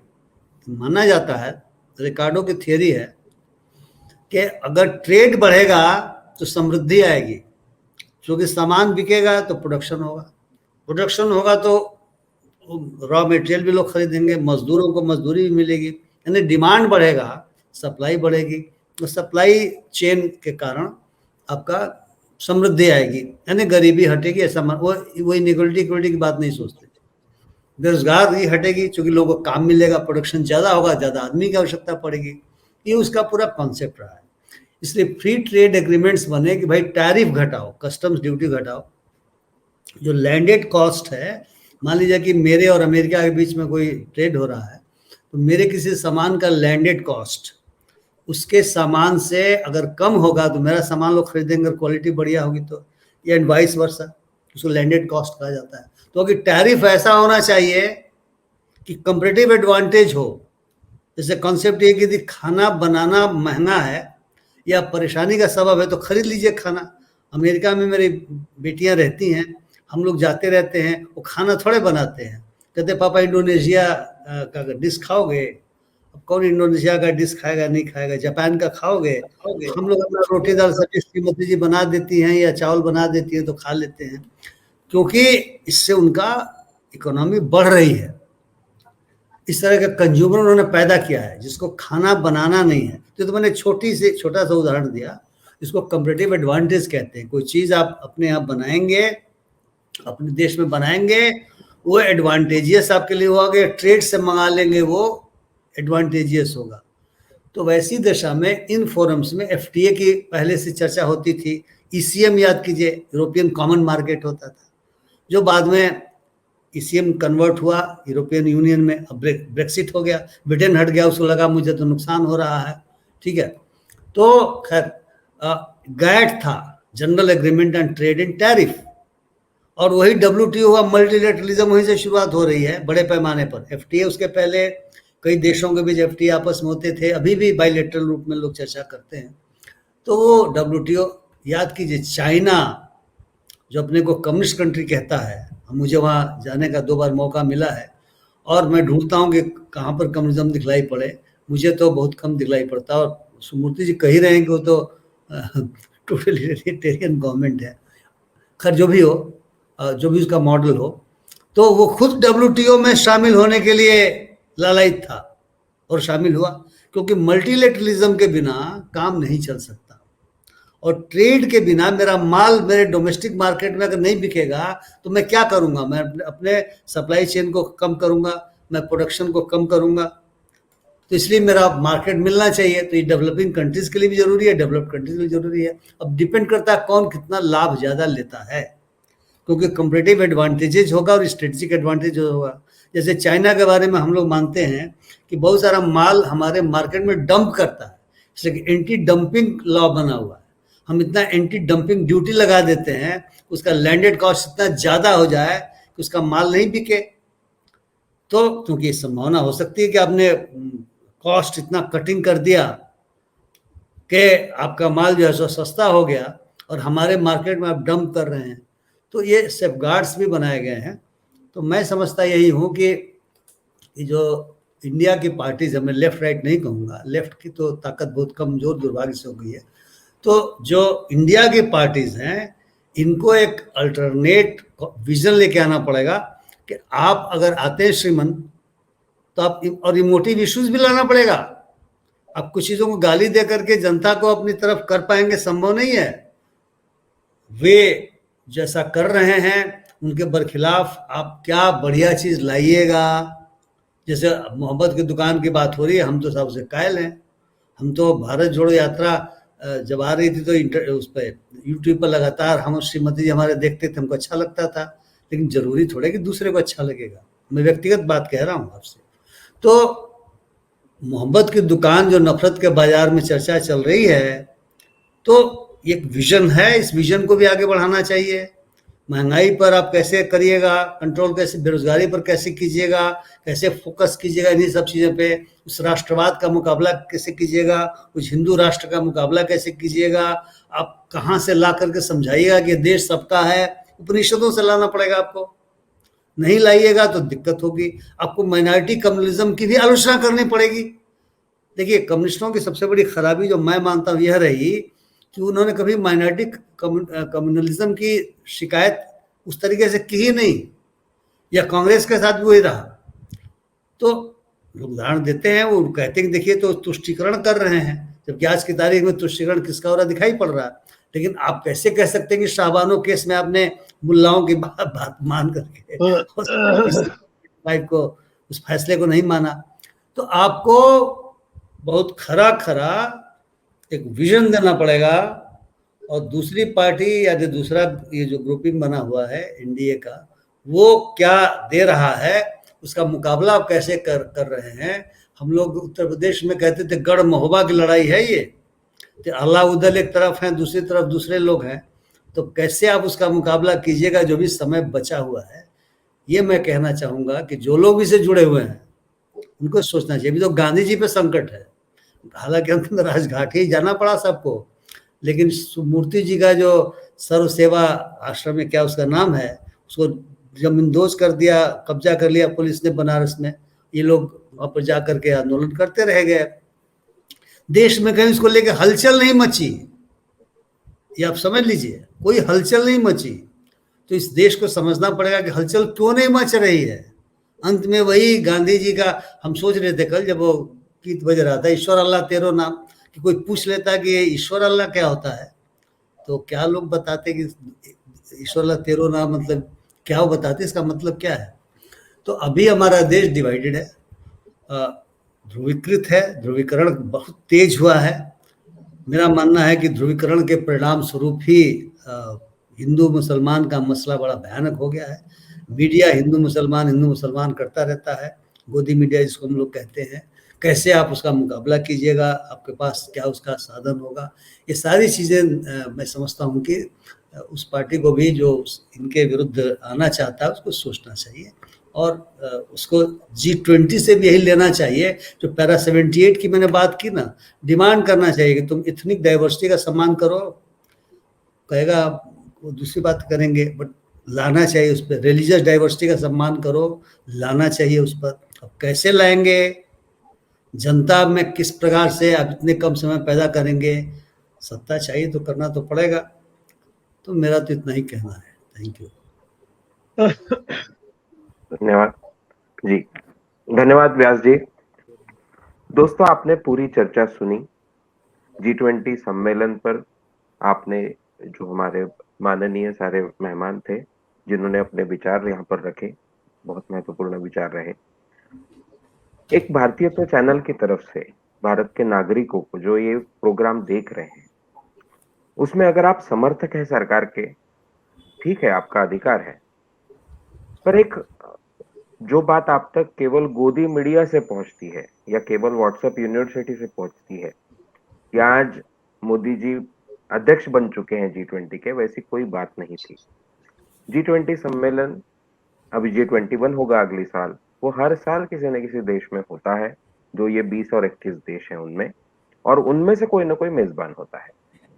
दूसरी बात, हमने जो हमारे तीनों पैनलिस्ट थे उन्होंने कही कि जो अच्छा हुआ इस G20 सम्मेलन में, वो इस कारण हुआ कि जो भारत का पहले से एक परराष्ट्र धोरण रहा है नॉन अलायंस का, उसी की तरह आज की सरकार भी जो पहले से नेहरू जी की वक्त से जो हमारी एक पॉलिसी रही है, उसी पॉलिसी को इस सरकार ने भी कहीं ना कहीं आगे बढ़ाया और उसी के कारण अच्छे परिणाम हुए हैं। तो ये भी एक समझने वाली बात थी। तो जो हम देखते हैं कि ये दुनिया पहली बार हो रहा है, भारत का डंका बज रहा है, ये जो हम तक गोदी मीडिया और व्हाट्सएप यूनिवर्सिटी पहुंचता है, उस पे आंखें मूंद कर विश्वास ना रखें, अपनी आंखें खोले। और आज के जमाने में सच्ची जानकारी लेना बहुत आसान है, उसे ढूंढकर उस पर विश्वास करें। जो विरोधक है उसके लिए, जो विरोध करने वाले नेता है, उनको लेकर भी बहुत अच्छे सुझाव हमारे पैनलिस्टों ने दिए हैं। जो दर्शक है उन्हें हम ये कहना चाहेंगे हमारी तरफ से कि सोशल मीडिया के इस जमाने में आप खुद एक चैनल बन सकते हैं। जो भी ये वीडियो आप देखते हैं, उन्हें केवल देखिए मत, उन्हें पूरा देखिए, ध्यान से देखिए, उन्हें लाइक कीजिए, उन्हें लोगों से शेयर कीजिए, क्योंकि आपकी बातें जब तक आप लोगों तक नहीं पहुंचाएंगे, आपको भी दिखता है कि जो नागरिक इस सरकार का अंधभक्त बना हुआ है, उसके कारण देश में की बड़ी समस्या हो रही है, वो जब तक नहीं बदलेगा, और उसे बदलना भी आपका काम है, देश के टुकड़े करके नहीं हो सकता है। तो केवल मुझे सच पता है उस पर खुश रह के नहीं चलेगा, हम सबको एक साथ आकर एक दूसरे के मतों में परिवर्तन करना होगा। इसलिए इस तरह की चर्चाएं हम सुनते रहें। तो सारे पैनलिस्टों से मेरा फिर से रिक्वेस्ट है, भारतीयत्व चैनल की तौर से ऐसे ही विषय हम रख सके, इसलिए आप हमसे हमेशा जुड़ते रहें। आपके मन में कोई विषय हो, कोई सीरीज हो, उसे भी हम यहाँ पे करना जरूर चाहेंगे। भारतीयत्व चैनल एक कोशिश है, जो भी आप जैसे सामाजिक विचारक रहे हैं उनके नेक्स्ट जनरेशन की तरफ से, कि आपके विचार हम सब तक रख पाए। कहीं न कहीं जो एक विचार न करने वाले लोगों के तरफ एक समाज की वैचारिक नेतृत्व चला गया है, वैसा वो ना रहे। तो हम चाहते हैं कि आप भी इस चैनल में ज्यादा से ज्यादा प्रोग्राम करें। तो ये आह्वान करके मैं यहाँ पे रुकता हूँ। भारतीयत्व चैनल के तरफ से आप सभी का बहुत बहुत शुक्रिया। दोस्तों, ऐसी ही किसी चर्चा में फिर से मिलते हैं जल्दी। आप सबका बहुत बहुत धन्यवाद। गुड नाइट, शुभ रात्रि। Thank you. थैंक शुक्रिया। सभी को बहुत बहुत धन्यवाद। नमस्ते।